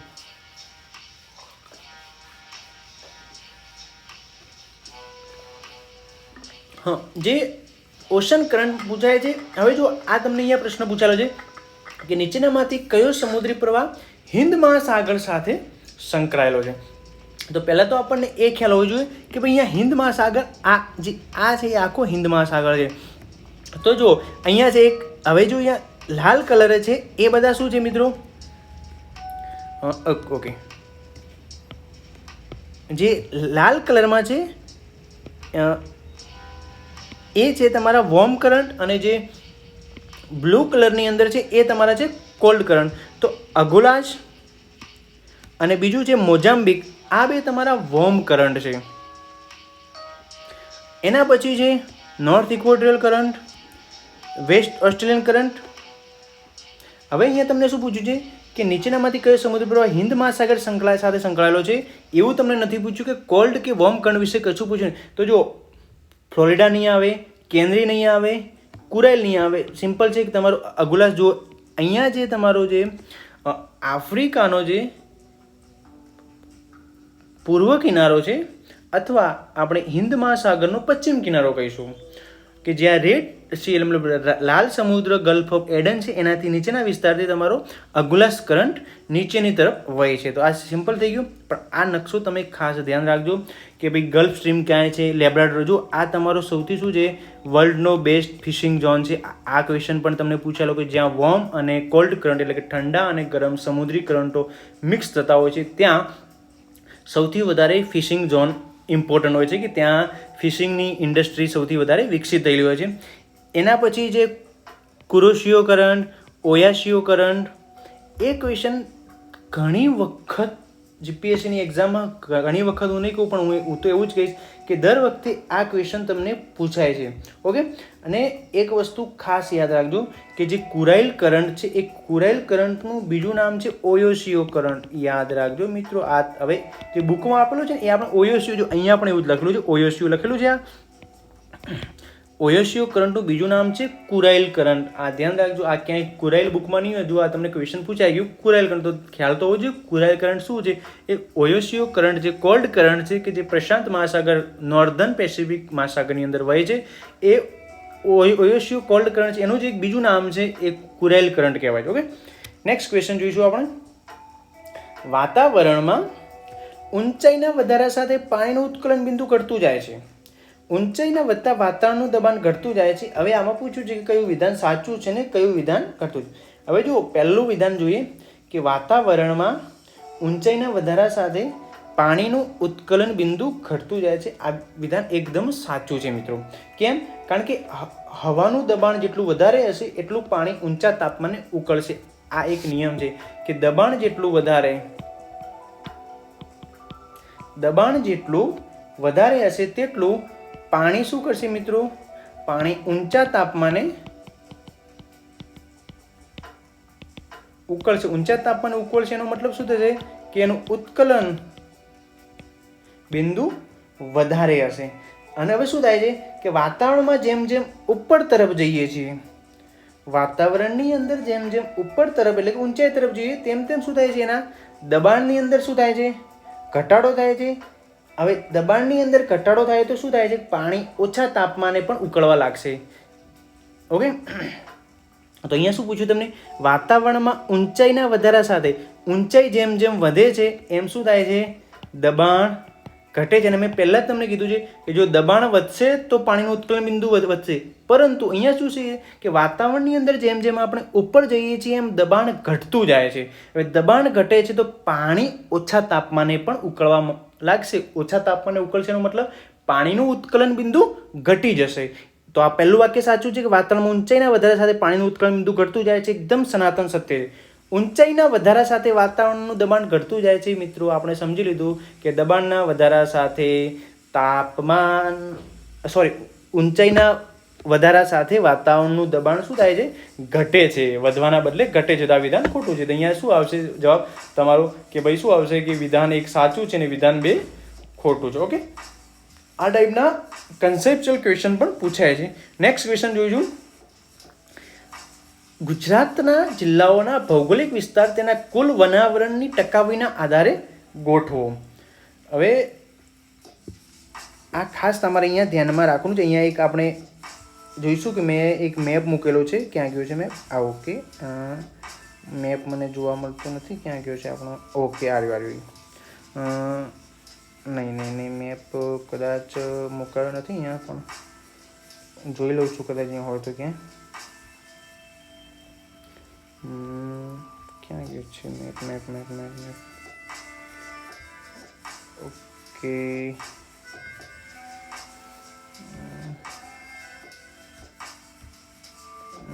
ઓકે, અહીંયા મેપ જોવા મળતો નથી, પણ તો યાદ રાખજો કદાચ મારા એની અંદર જોઈ લઉં છું. 1 સેકન્ડ. નહીં, અહીંયા બી ક્યાંય નથી. ચલો, આપણે આ મેપ હું તમને આપણે જે ટેલિગ્રામ છે ચેનલ જીપીએસસી સ્ટેશન એની અંદરથી આ મૂકી દઈશ કે કયા જિલ્લાની અંદર કેટલા પર્સન્ટેજની અંદર આ એક ફેક્ચ્યુઅલ છે કે જે ગુજરાત ફોરેસ્ટ સર્વે આવે છે એ સર્વેના આધારે આ પ્રશ્ન જિલ્લા વાઇઝ તમને પૂછેલો છે. તો અહીંયા સૌથી કીધું છે કે નીચેના ચડતા ક્રમમાં કહો કે સૌથી વધારે ડાંગ જિલ્લાની અંદર 73% જેટલું તમને જોવા મળે છે. એની ડાંગ જિલ્લાની કુલ જમીન છે, કુલ જમીનના 73%ની અંદર તમને જો અહીં આ ડાંગ જિલ્લો છે, આટલો ભાગ ડાંગ જિલ્લો છે. ડાંગ જિલ્લાની મોસ્ટલી લગભગ 73% એટલે કે 3 ભાગની અંદર જંગલ વિસ્તાર છે. એનાથી ઓછું છે નર્મદા, એનાથી ઓછું છે વલસાડ, એનાથી ઓછું છે તાપી. આ તમારું વિધાન સાચું થશે. દરેક ગુજરાતના જિલ્લા વાઇઝ જે આ કેટલા પર્સન્ટેજ છે એનો મેપ હું તમને આપી દઈશ. આ ફેક્ચ્યુઅલ છે ને આ ગુજરાતના ફોરેસ્ટ સર્વે છે. એ ફોરેસ્ટ સર્વે ઉપરથી આ પરીક્ષામાં 3 ક્વેશ્ચન પૂછાયેલા છે, ધ્યાન રાખજો મિત્રો. નેક્સ્ટ ક્વેશ્ચન છે ખેતરી, કોલાર, સિંદરી, બરાકર અનુક્રમે શેના સાથે સંકળાયેલા છે. હવે આ પણ જો આ ખનિજોનું ક્વેશ્ચન છે અને ખનિજોના ક્વેશ્ચનની અંદર ભારતને લગતું છે. તો મિત્રો યાદ રાખજો કે જે ખેતરી છે, હું અહીંયા તમને લખી દઉં છું. ખેતરી એ પહેલાં તો તમને એ હોવું જોઈએ કે ખેતરી ખાણ છે કયા રાજ્યની અંદર આવેલી છે? રાજસ્થાનની અંદર. અને જે કોના સાથે સંકળાયેલી છે? તાંબા સાથે સંકળાયેલી છે. પછી છે કોલાર ખાણ. કોલાર ખાણ ક્યાં આવેલી છે? કર્ણાટકની અંદર આવેલી છે. અને એ કોના સાથે સંકળાયેલી છે? સોના સાથે. એના પછી ત્રીજી છે સિંદરીની ખાણ. સિંદરીની ખાણ ક્યાં આવેલી છે? ઝારખંડની અંદર આવેલી છે, કે જે આપણું શું કહે છે ફર્ટિલાઇઝર કહીએ છીએ આપણે, એટલે ખાતર સાથે. અને ત્રીજી છે બરાકર. એ પણ ક્યાં આવેલી છે? ઝારખંડની અંદર. એને એક શું છે બરાકર, એ શું છે કોલ માઇન એટલે કે કોલસા સાથે સંકળાયેલી છે. તો અહીંયા જો તમને લાઇનસર પૂછ્યું છે કે ખેતરી તાંબા સાથે છે, કોલાર સોના સાથે છે, સિંદરી કોના જોડે છે? સેન્દ્રીય ખાતર એટલે કે ફર્ટિલાઇઝર જોડે છે, અને બરાકર છે ના જોડે કોલસા જોડે. ઓકે, આ પણ એક ફેક્ચ્યુઅલ છે કે જે ભારતની ભૂગોળ છે, ભારતની ભૂગોળની અંદર જે ખનિજો ટોપિક છે એ ખનિજની માઇન એટલે કે ક્યાં ક્યાં માઇન્સ આવેલી છે એ ટોપિક ઉપરથી ક્વેશ્ચન પૂછેલો છે. નેક્સ્ટ ક્વેશ્ચન જોઈએ છે ફાટકીનની રચનાના કોનું પરિણામ છે. હવે જો આજ ઇંગ્લિશમાં જોઈ લો, ફાટકીનનો મિનિંગ તમને ખ્યાલ ના આવે તો કે ભાઈ રિફ્ટ વેલી. હવે જો આપણને ખ્યાલ છે કે ગુજરાતની અંદર જે તાપી અને નર્મદા નદી બંને છે એ રિફ્ટ વેલીમાંથી પાસ થાય છે. રિફ્ટ વેલીનો મતલબ શું થાય છે કે આ બે મોટા તમારા પહાડ હોય છે, એ પહાડની વચ્ચે જે તમારી એકદમ ઊંડી ખાણ જેવી રચનાઓ છે એને કહીએ છીએ આપણે ફોલ્ટિંગ, એટલે કે જે ફાટખીણ કહીએ છીએ. એ ફાટખીણ કેમ રચાય છે? જમીનની અંદર જે ફોલ્ટ પેદા થાય છે એને આપણે ગુજરાતીમાં કહીએ છીએ સ્તરભંગ. જે તમે જીઓમોર્ફોલોજી ટોપિક છે એ જીઓમોર્ફોલોજી ટોપિકની અંદર આ ટોપિક આપણે ડિટેલની અંદર આવશે. નેક્સ્ટ ક્વેશ્ચન છે, ગુજરાત બાબતે નીચેના વિધાન વાક્યો કયા કયા સાચા છે અને કયા ખોટા છે ધ્યાનમાં લો. હવે જો અહીંયા તમને પૂછ્યું છે કે વિશાળ કાઠિયાવાડનો દ્વીપકલ્પ એ કચ્છના અખાત અને ખંભાતના અખાત વચ્ચે આવેલો છે. મિત્રો આ સ્ટેટમેન્ટ એકદમ લોલીપોપ જેવો ક્વેશ્ચન છે. હવે જો આ જે આપણો ગુજરાતનો નકશો છે, ઓકે હું નકશો દોરી લઉં છું. મિત્રો નકશો ના આવે તો તમે તો માફ કરજો, પણ લગભગ ગુજરાત તો દેખાય છે એની અંદર. જો ઘણા પુસ્તકો અને ઘણા ફેકલ્ટી પણ કહે છે ગુજરાતમાં 3 અખાત આવેલા છે, પણ આ તદ્દન વાત ખોટી છે. ગુજરાતની અંદર માત્ર ને માત્ર 2 અખાત આવેલા છે. એક અખાત આ છે અને બીજો અખાત અહીંયા છે. આ છે તમારો કચ્છનો અખાત, યાદ રાખજો, અને આ જે છે એને કહીશું આપણે ખંભાતનો અખાત. ખંભાતનો અખાત. હવે આને ક્યારેક શું કહે છે, કેમ્બે કહેવાય છે. અને શું કહેવાય છે ઇંગ્લિશમાં, ભાઈ આ જે અંગ્રેજોને ખંભાત બોલવામાં એમનું પાણી નીકળી જતું હતું, એટલે આ શું કહે છે એને બે ઓફ કેમ્બે કહેતા હતા, અને કચ્છના અખાતને તો એ ગલ્ફ ઓફ કચ્છ જ કહેતા. તો હવે આ આખો શું છે, સૌરાષ્ટ્ર વિસ્તારને શું કહીએ છીએ આપણે, કાઠિયાવાડી રીજન કહીએ છીએ. ઓકે, કાઠિયાવાડી. તો વિશાળ કાઠિયાવાડનો દ્વીપકલ્પ એટલે જેની 3 બાજુ શું હોય છે, પાણી છે. 3 બાજુ પાણી. કાઠિયાવાડનો દ્વીપકલ્પ કચ્છના અખાત અને ખંભાતના અખાત વચ્ચે આવેલો છે. યસ, સનાતન સત્ય છે. હવે જો આ એક પહેલું વાક્ય સાચું છે. અહીંયા જો આ વિધાનની અંદર પહેલું અહીંયા સ્ટેટમેન્ટ છે, આ વિધાન ઓટોમેટિક અહીંયા નીકળી જશે. રેડ પેન કહેલું છે એટલે મિત્રો તમને થોડું ધ્યાન રહે. ઓકે, તો આ વાક્ય નીકળી ગયું. એના પછી ગુજરાત રાજ્ય તેની મહત્તમ ઊંચાઈ 3665 એટલે મિત્રો ગિરનારની પહાડીઓ પહોંચે છે. ભાઈ આ પણ વાક્ય ફેક્ટ છે, આ પણ સાચું છે. ત્રીજું છે દક્ષિણ પૂર્વ ગુજરાત દક્ષિણથી ઉત્તર તરફ નર્મદા અને પછી તાપી મારફતે પાર કરી શકાય છે. આ હવે તમે જુઓ, તમને ખ્યાલ હોવો જોઈએ કે ભાઈ દક્ષિણ ગુજરાતની અંદર નદીઓ કઈ કઈ છે. અહીંયા લાસ્ટમાં કઈ છે, અહીંયા દમણગંગા છે. એનાથી ઉપર જઈશું એટલે અહીંયા તાપી આવશે, અને એનાથી ઉપર જઈશું એટલે અહીંયા નર્મદા આવશે. હવે તમને શું પૂછ્યું છે કે દક્ષિણ પૂર્વ ગુજરાતને દક્ષિણથી ઉત્તર તરફ, અહીંયા દક્ષિણથી તમારે ક્યાં જવાનું છે, ઉત્તર તરફ જઈશું તો નર્મદા અને પછી તાપી. પહેલાં ભાઈ તાપી આવે પછી નર્મદા આવે. તો હવે જો આ નકશો મેં તમને કીધું કે ભાઈ ભૂગોળની અંદર જો તમે એટલાસ ગુજરાત અને ભારત અને થોડો ઘણો વિશ્વનો નકશો કરો, તમારી ભૂગોળ એટલી ઇઝી થઈ જશે ને કે જે તમે અત્યારે જે તમે તકલીફ ભૂગોળની અંદર સમજો છો એ તકલીફ તમારી ઓટોમેટિક નીકળી જશે, દૂર થઈ જશે. ક્યારે કે જ્યારે ભૂગોળને તમે સમજવાની કોશિશ કરશો નકશા દ્વારા, બલકી ગોખશો તો તમારું ભૂગોળ તમને હાર્ડ પડી જશે. અને ટેકનિકલ બેકગ્રાઉન્ડમાં જે ભણેલા છે, જે એન્જિનિયર છે, ડૉક્ટર છે, અર્થાત કે જે સાયન્સ બેકગ્રાઉન્ડમાંથી વિદ્યાર્થીઓ જે પાસ થયેલા છે એમના માટે તો ભૂગોળ એકદમ ટેકનિકલ સબ્જેક્ટ એકદમ ઇઝી પડે છે. ઓકે, તો આ ત્રીજું સ્ટેટમેન્ટ ખોટું છે. હવે જો પહેલું સ્ટેટમેન્ટ સાચું હોય તો બીજું સ્ટેટમેન્ટ, પહેલું બીજું બધામાં છે. ત્રીજું સ્ટેટમેન્ટ ખોટું છે, તો ઓટોમેટિક જો ત્રીજું વાક્ય આ બંનેમાંથી નીકળી જાય છે, તો આ બંને વિધાનો જો તમારા ખોટા પડી જાય છે, ઓટોમેટિક ચોથા વાક્ય જોવાની જરૂર બી નથી મિત્રો. તો આને કહેવાય છે આપણે એલિમિનેશન મેથડ. આ ટેકનિક તમે ખાસ સમજી લેજો કે એલિમિનેશન મેથડથી કઈ રીતે જીપીએસસીની એક્ઝામ પાસ કરવી. અને જુઓ હવે આ વખતે જે 2022ની યુપીએસસી હતી મિત્રો, એની અંદર એક નવી એલિમિનેશન મેથડથી કોઈ ક્વેશ્ચન સોલ્વ થતો જ નહોતું. કદાચ નેક્સ્ટ જીપીએસસી આપણી નવેમ્બર 2022ની અંદર લેવાની છે, સંભાવના છે કે 2022ની અંદર લેવા છે, પણ પરંતુ ઇલેક્શન આવે છે એટલે કદાચ એવું અનુમાન લગાવી શકાય કે 2022ના બદલે જાન્યુઆરી 2023ની અંદર એક્ઝામ લેવાય એવી કદાચ સંભાવના આપણે લાગે, કારણ કે ઇલેક્શન હશે ત્યારે કદાચ એક્ઝામ ના પણ લેવાય.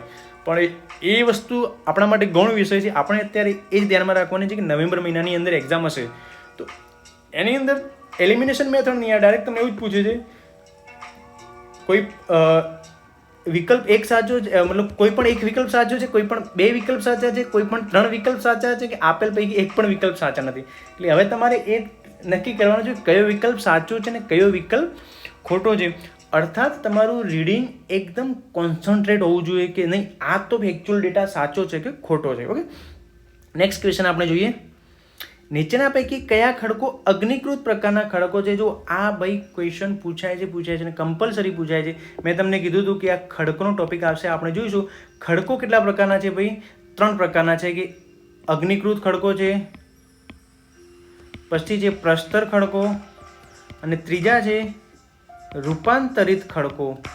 ઓકે, એને ઇંગ્લિશમાં આપણે કહીએ તો ઇગ્નિશિયસ રોક, મેટામોર્ફિક રોક, અને ત્રીજા છે સેડિમેન્ટરી રોક.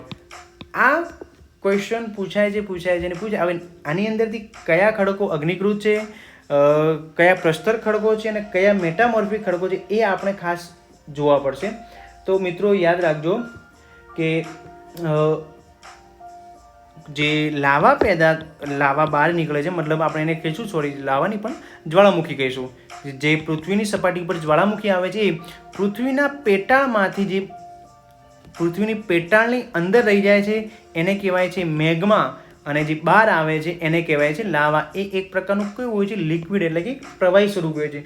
અને એ પૃથ્વીના જે ક્રસ્ટ વિભાગ છે, એટલે પહેલું સ્તર છે, એ સ્તરની અંદર એનું ઘનીકરણ થઈ જાય છે. એની અંદરથી આપણને અગ્નિકૃત ખડકો જોવા મળે છે. હવે અગ્નિકૃત ખડકોના ઉદાહરણ હું તમને કહી દઉં છું, નામ લખી દઉં છું મિત્રો. એક મિનિટ આપણું કરી દઉં છું, આપણું સાફ કરી દઉં છું. ઓકે, અગ્નિકૃત ખડકોની અંદર કયા કયા અગ્નિકૃત ખડકો છે એ ખાસ આપણે જોવાના છે. તો જુઓ મિત્રો, અગ્નિકૃત ખડકોનું હું નામ લખી દઉં છું, આ તમે સ્ક્રીનશોટ પાડી લેજો અથવા ધ્યાન રાખજો, કારણ કે આ ક્વેશ્ચન અત્યારે ગ્રેનાઇટ, ડાયોરાઇટ, ગેબ્રો અને આરએસ પાનની અંદર પૂછ્યું છે. નેક્સ્ટ એક્ઝામમાં કોઈ બીજી રીતે પૂછશે. તો અગ્નિકૃત ખડકોની અંદર ગ્રેનાઇટ આવશે, ગેબ્રો આવશે, ડાયોરાઇટ આવશે અને ત્રીજું આવશે બેસાલ્ટ. ઓકે, એના પછી છે સેડિમેન્ટરી રોક. ઓકે, સેડિમેન્ટરી રોકની અંદર શું આવશે? સેન્ડસ્ટોન આવશે, ચૂનાનો પથ્થર આવશે,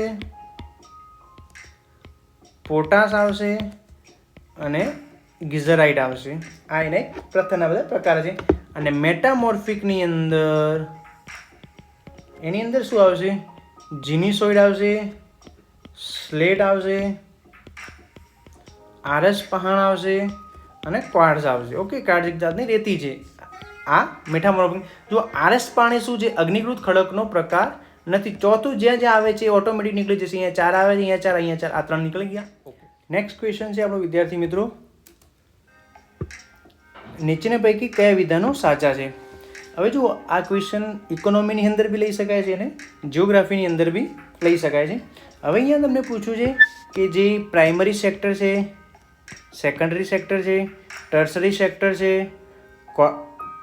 ક્વોટરી સેક્ટર છે અને જે ક્યુનરી સેક્ટર છે, એટલે કે પ્રાથમિક, દ્વિતીય, તૃતીય, ચતુર્થક અને પંચમ બધા જે ક્ષેત્રો છે, એ ક્ષેત્રોની અંદર રોકાયેલા જે કામદાર છે, જે વ્યક્તિઓ છે ને, કેવા વ્યક્તિઓ કહેવાય છે? તો મિત્રો આ ખાસ તમારે અહીંયા ધ્યાનમાં રાખવાનું છે કે જે પ્રાઇમરી સેક્ટરમાં કોણ હોય છે, સેકન્ડરી સેક્ટરમાં કોણ હોય છે, ટર્સરીમાં કોણ હોય છે, ક્વોટરીમાં કોણ હોય છે. તો એ આપણે જોઈશું કે જો પ્રાથમિક ક્ષેત્ર હશે મિત્રો, પહેલાં તો પ્રાથમિક ક્ષેત્ર કહેવાય કોને? તો કે આ ક્ષેત્રની અંદર કુદરતી સંસાધનો, મિત્રો યાદ રાખજો, કુદરતી સંસાધનોનો સીધો ઉપયોગ કરીને કાર્ય કરવામાં આવે છે. દાખલા તરીકે શું કહીએ આપણે? કૃષિ, પછી ખાણકામ, એના પછી છે માછીમારી, પશુપાલન, ડેરી ઉદ્યોગ છે, એ બધા આવે છે પ્રાઇમરી સેક્ટરની અંદર. અને યાદ રાખો કે પ્રાઇમરી સેક્ટર છે એ પ્રાઇમરી સેક્ટરની અંદર રેડ કોલર કહેવાય છે. ધ્યાન રાખજો ખાસ. એના પછી છે નેક્સ્ટ દ્વિતીય સેક્ટર, એટલે કે સેકન્ડરી સેક્ટર. સેકન્ડરી સેક્ટરની અંદર શું આવશે? તો કે જે પ્રાઇમરી સેક્ટરની અંદર આપણે જે રો મટીરિયલ પેદા કરીએ છીએ, એ રો મટીરિયલનો ઉપયોગ કરી અને જે ક્ષેત્રોની અંદર ઉપયોગમાં લેવાય છે, દાખલા તરીકે સુતરાઉ કાપડનું જે ઉત્પાદન કરે છે, શેરડી, જે આપણી કૃષિ દ્વારા શેરડી પકવીએ છીએ, એની અંદરથી જે ગોળ, ખાંડ, એ બધું બનાવવામાં આવે છે, જે શેરડીને લગતા ઉદ્યોગો છે, તો એ બધા આવે છે સેકન્ડરી સેક્ટર. અને સેકન્ડરી સેક્ટરના જે છે એને કહેવાય છે આપણે બ્લુ કોલર. યાદ રાખજો મિત્રો. પછી છે ત્રીજું ટર્સરી સેક્ટર, એટલે કે તૃતીય. એની અંદર શું આવે છે કે જે પ્રાથમિક અને દ્વિતીય ક્ષેત્રોના વિકાસની અંદર મદદ કરે છે. દાખલાથી એને સેવા ક્ષેત્ર પણ ક્યારેક કહી શકાય છે તૃતીય સેક્ટરને. બેન્કિંગ છે, વીમા છે, એ બધા. ઓકે, તો આને ક્યારેક આપણે પિંક કોલર પણ કહીએ છીએ અને ક્યારેક વ્હાઇટ કોલર પણ કહીએ છીએ. હવે જુઓ, આમાં ખાસ ધ્યાન રાખજો કે પિંક કોલર છે, અને તમને મિત્રો વિદ્યાર્થી ધ્યાનમાં હશે, જે આપણો વિદ્યાર્થી બહેનો જોઈ રહી છે એમની બી ધ્યાનમાં, જો પિંક શબ્દ આવે એ લગભગ મહિલાઓ સાથે સંકળાયેલો શબ્દ છે. ઓકે, કારણ કે તમે ઘણી જગ્યાએ જોયું હશે કે ભાઈ પિંક ટોયલેટ, પિંક રિક્ષા, પિંક શોરૂમ. તો આ જે પિંક કલર મોસ્ટલી મહિલાઓ સાથે સંબંધ ધરાવે છે. હવે પિંક પિંક કોલર છે એ ટર્સરી એટલે મતલબ તૃતીય ક્ષેત્રનો એક ભાગ છે કે જે ક્ષેત્રની અંદર મોસ્ટલી બધી મહિલાઓ કામદાર હોય છે. A to Z એટલે કે મેનેજર ચાહે હોય, ક્લરિકલ હોય, ઓફિસ હોય, એનું મેનેજિંગ ડાયરેક્ટર એ બધી મહિલાઓ હોય છે. તો એ તૃતીય સેક્ટરનો જે એક ભાગ છે કે જેને પિંક કોલર એટલે કે તૃતીય કોલરને ક્યારેક મહિલા મતલબ પિંક કોલર પણ કહી શકાય છે. એના પછી છે ચતુર્થની અંદર શું આવે છે કે હવે આ જે છે ને એ નોલેજ છે. નોલેજના આધારે તમારી જોબ લાગે છે. દાખલા તરીકે માની લો કે ભાઈ તમે કોઈ બેંકની અંદર એક તમે પીઓની જોબ પર છો, અથવા કે જ્યાં તમે ડિસિઝન મેકરની ભૂમિકામાં છો, એ બધા ચતુર્થ ક્ષેત્રની અંદર આવે છે. જે ક્વોટરનરી અને જે ક્વિનરી જે ચતુર્થ અને પંચમ ક્ષેત્ર છે એ બંને નોલેજ બેઝડ છે, વર્ક બેઝડ નથી મિત્રો. અને યાદ રાખજો કે જે ચતુર્થ ક્ષેત્ર છે એને આપણે વ્હાઇટ કોલર કહીએ છીએ, સ્પેસિફિક વ્હાઇટ કોલર. તૃતીય ક્ષેત્રને પણ વ્હાઇટ કોલર કહી શકાય છે. અને જે ફિફ્થ છે એટલે કે પંચમ ક્ષેત્ર અથવા એને કહીએ છીએ ક્વિનરી, એ કહેવાય છે ગોલ્ડ કોલર કહેવાય છે. હવે પંચમ ક્ષેત્રની અંદર શું આવે છે કે જ્યાં ઉચ્ચ સ્તરના નિર્ણયો લેવામાં આવે છે એવા વર્ગ. દાખલા તરીકે ભાઈ રિલાયન્સની અંદર મુકેશ અંબાણી છે, જીઓની અંદર અત્યારે હમણાં ચેરમેન પદે છે ભાઈ આકાશ અંબાણીની નિયુક્તિ, તો ત્યાંથી જીઓના ડિસિઝન લેવામાં આવે છે. દાખલા તરીકે આપણે લો મેકર છે એ બધા પંચમ ક્ષેત્રની અંદર આવશે. તો તમને યાદ આવી ગયું કે ભાઈ પ્રાથમિક ક્ષેત્ર red collar, secondary blue collar, tertiary એટલે કે સેવા ક્ષેત્ર છે એ વ્હાઇટ કોલર કહેવાય છે. પરંતુ એની અંદર મહિલાઓનો એક અલગ ભાગ છે, એને આપણે પિંક કોલર કહીએ છીએ. એના પછી જે ચતુર્થ ક્ષેત્ર અને એના પછી જે પંચમ ક્ષેત્ર એટલે કે ક્વિનરી, એને આપણે ગોલ્ડ કોલર કહીએ છીએ. આ ખાસ યાદ રાખજો મિત્રો, આ ઇકોનોમીની અંદર બી કામ લાગશે. નેક્સ્ટ છે, હવે જો આ તમારો ફેક્ચ્યુઅલ ક્વેશ્ચન છે કે નીચેના ધોરીમાર્ગ રાષ્ટ્રીય ધોરીમાર્ગ બાબતે નીચેના વિધાનો કયા સાચા છે કયા ખોટા છે. NH1 નેશનલ હાઈવે 1 અને નેશનલ હાઈવે 2 એ સંયુક્ત રીતે ગ્રાન્ડ ટ્રંક રોડ તરીકે ઓળખાય છે. એકદમ વિધાન સાચું છે. આ વાક્યની અંદર આપણે કંઈ લાંબુ સમજવાની જરૂર છે નહીં. હવે જો જવાહર ટનલ જમ્મુ અને શ્રીનગરને જોડતા બનિયાલ પાસ ખાતે આવેલી છે. ભાઈ આ જે જવાહર ટનલ છે એની ફેક્ચ્યુઅલ ડિટેલ છે. ભારતનો સૌથી નાનો રાષ્ટ્રીય ધોરીમાર્ગ NH47 છે. આ વિધાન થોડું સમજે એવું આપણે છે મિત્રો. હવે આ વસ્તુ તમે ધ્યાનમાં રાખજો કે આ જે NH47 છે એ કેરળની અંદર આવેલો છે. ઓકે, અને જેનો નવો નંબર છે NH966B. આ કેરળની અંદર જે સૌથી નાનો માર્ગ છે. હવે આપણે જોઈ લઈએ કે ભાઈ જવાહર ટનલ છે એના વિશેની થોડી ફેક્ચ્યુઅલ જોઈ લઈએ, કારણ કે એને લગતું કોઈ ક્વેશ્ચન પૂછાય છે. એની લંબાઈ કેટલી છે? 2.85 કિલોમીટર જેટલી એની લંબાઈ છે. અને ક્યાં આવેલી છે કે બનિયાલ ટનલ અથવા બનિયાલ પાસ તરીકે પણ ઓળખાય છે.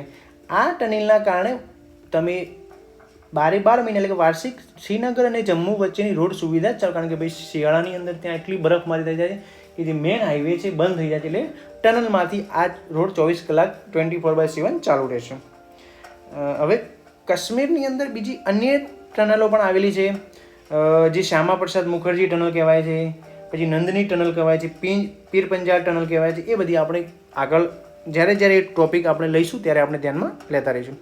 નેક્સ્ટ છે મેઘાલયન યુગ, મેઘાલયન એજ. ઓકે, હવે જો મિત્રો 2019ની જે GPSCની મેન્સ એક્ઝામ હતી એના વિશે 10 માર્ક્સનો આ ક્વેશ્ચન પૂછાયો હતો. મેઘાલયન એજ વિશે મિત્રો આ પૂછાયેલો છે આ ક્વેશ્ચન. હવે આજ આપણે પ્રિલિમની અંદર પૂછાઈ ગયો ભાઈ મેઘાલયન એજ શું છે? એ સૌથી રિસન્ટનો એ છે તો કે ભૌગોલિક સમય માપનમાં જે તાજેતરનો યુગ છે અથવા એને ચતુષ્ફલક તરીકે ઓળખવામાં આવે છે, સૌથી ઉપરનો તબક્કો છે. આ એનો એક ફેક્ચ્યુઅલ ડિટેલ છે. હવે મેઘાલયન એજ વિશે થોડું આપણે ડિટેલની અંદર ચર્ચા કરી લઈએ. તો કે ભૂસ્તર શાસ્ત્રીઓએ પાછળનો જે આ 42 વર્ષોનો જે સમય છે એને આ 42 વર્ષોનો જે સમયગાળો છે એ વર્ષોના સમયગાળાને શું કીધું છે? મેઘાલયન યુગ. ભાઈ જો આ મેઘાલય રાજ્ય સાથે કોઈ સંબંધ નહીં ધરાવતું, નામ જ આપ્યું છે ખાલી મેઘાલયન એજ. મેઘાલયન યુગ એ વિશ્વભરના જે મેગા દુષ્કાળ અને જે ઠંડીનો જે અનુભવ થયો હતો એકદમ એ સમય પછી ઉદ્ભવ્યો હતો. હવે તેના કારણે ઇજિપ્ત, ગ્રીસ, સિરિયા,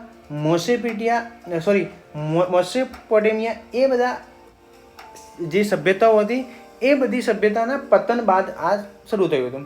ભૂસ્તર શાસ્ત્રીઓએ પૃથ્વીના બિલિયન વર્ષના અસ્તિત્વના આધારે નીચે પ્રમાણે કદાચ તમે જોયું હશે કે ભૂગોળની અંદર આપણને આપેલું છે ઇયોન, ઇયોન પછી શું આવે છે ઈરા, ઈરા પછી શું આવે છે પીરિયડ, પીરિયડ પછી શું આવે છે ઇપોચ, ઇપોક પછી આવે છે એજ. આ આપણે જે છે એ મેઘાલયન એજની વાત કરવામાં આવે છે. એજ સૌથી નાનો છે, એજથી ઉપર જે ઇપોક, ઇપોકથી પછી પીરિયડ, પીરિયડથી પછી ઈરા અને ઈરા પછી છે ઇયોન. આ એક ક્રમશ સિક્વન્સ તમે ધ્યાનમાં રાખજો. હવે એટલું જ તમને પૂછ્યું છે અહીંયા કે ભાઈ આ મેઘાલયન એજ શું છે, તો મેઘાલયન યુગ શું છે, તો એ ભૌગોલિક સમય માપનની અંદર જે તાજેતરનો યુગ છે અથવા ચતુષ્ફલક યુગ છે. એના પછી નેક્સ્ટ ક્વેશ્ચન છે, ગુજરાતમાં કોલસાના ભંડારો વિશે નીચેના વિધાનો કયા સાચા છે કયા ખોટા છે, એ વિધાન વાક્યો ધ્યાનમાં લો. હવે જો ગુજરાતમાં કોલસો ભરૂચ અને કચ્છ જિલ્લામાં જોવા મળે છે. આશરે 35% કાર્બન અને વધુ ભેજ સાથે કોલસો ઉતરતી ગુણવત્તા ધરાવે છે. યસ, ગુજરાતની જો ભાઈ કોલસાના પહેલાં તો જે 4 પ્રકાર છે, એન્થ્રેસાઇટ, બિટુમેન, પીટ અને લિગ્નાઇટ, એની અંદરથી ગુજરાતની અંદર જો સૌથી વધારે કોલસો જોવા મળતો હોય એ લિગ્નાઇટ પ્રકારના કોલસો જોવા મળે છે. એક સેકન્ડ મિત્રો, પાણી પીલો છું.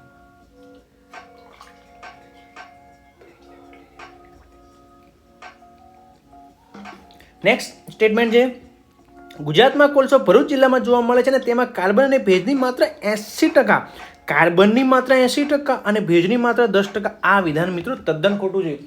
મેં તમને કહી દીધું છે કે ગુજરાતમાં જે કોલસા જોવા મળે છે એની અંદર ભેજનું પ્રમાણ વધારે છે અને કોલસા એટલે કે કાર્બનનું પ્રમાણ ઓછું છે. કાર્બનનું પ્રમાણ 20 થી 30% જોવા મળે છે, જ્યારે ભેજનું પ્રમાણ સૌથી વધારે છે. તો આ વાક્ય તદ્દન ખોટું છે. ગુજરાતમાં ભરૂચ જિલ્લામાં ઉચ્ચ ગુણવત્તાવાળો એન્થ્રેસાઇટ, ભાઈ ગુજરાતમાં ક્યાંય એન્થ્રેસાઇટ જોવા મળતો નથી. ઓકે, તો આ એક જ સ્ટેટમેન્ટ સાચું છે. તો આ ક્વેશ્ચનનો જવાબ આવશે માત્ર એક જ વિધાન આવશે સાચું, વિકલ્પ 1 છે કે ગુજરાતમાં જંગલો બાબતે નીચેના વિધાન વાક્યો ધ્યાનમાં લો. હવે જો આ પણ એક સૌથી ઇમ્પોર્ટન્ટ ટોપિક છે કે ગુજરાતના જંગલો. હવે આમાંથી 3-4 રીતે અલગ અલગ ક્વેશ્ચન જીપીએસસીની એક્ઝામમાં પૂછાયેલા છે. પહેલું તો કે ગુજરાતના કયા વિસ્તારમાં કયા પ્રકારના જંગલો જોવા મળે છે, અથવા કયા જંગલમાં કયા વૃક્ષો જોવા મળે છે. ભારતના સંદર્ભમાં અથવા ગુજરાતના સંદર્ભમાં ક્વેશ્ચન પૂછાય છે કમ્પલસરી. તો આ ટોપિક પણ જીપીએસસી માટે જિયોગ્રાફી ટોપિકની અંદર સૌથી ઇમ્પોર્ટન્ટ છે. તો આ ટોપિક પણ એકદમ ચારે દિશાએથી વ્યવસ્થિત રીતે તૈયાર કરી દેવાનો. એટલે કોઈ પણ ક્વેશ્ચન ચાહે ગુજરાતને અનુલક્ષીને યા ભારતને અનુલક્ષીને પૂછે તો આપણે જવાબ એને ઇઝીલી આપણે આપી શકીએ. હવે જો અહીંયા છે ઉષ્ણકટિબંધીય પાનખર જંગલો, એના વૃક્ષો કયા કયા છે, શાક, હલ્દી, શીશમ અને કટાશ. આ ભાઈ ફેક્ચ્યુઅલ છે, આની અંદર કંઈ સમજવાની જરૂર નથી. એના પછી છે મેંગ્રુવ જંગલો. આ તમને ધ્યાનમાં હોવું જોઈએ. એકમાત્ર પ્રજાતિ એટલે કે એવિસેનિયા મરીના આ એ મેંગ્રુવ જંગલોની અંદર સૌથી વધારે આ પ્રજાતિ વનસ્પતિ જોવા મળે છે. તો કે ભાઈ ભારતમાં જે સુંદરવનનો ડેલ્ટા છે પશ્ચિમ બંગાળની અંદર આ સૌથી વધારે જોવા મળે છે.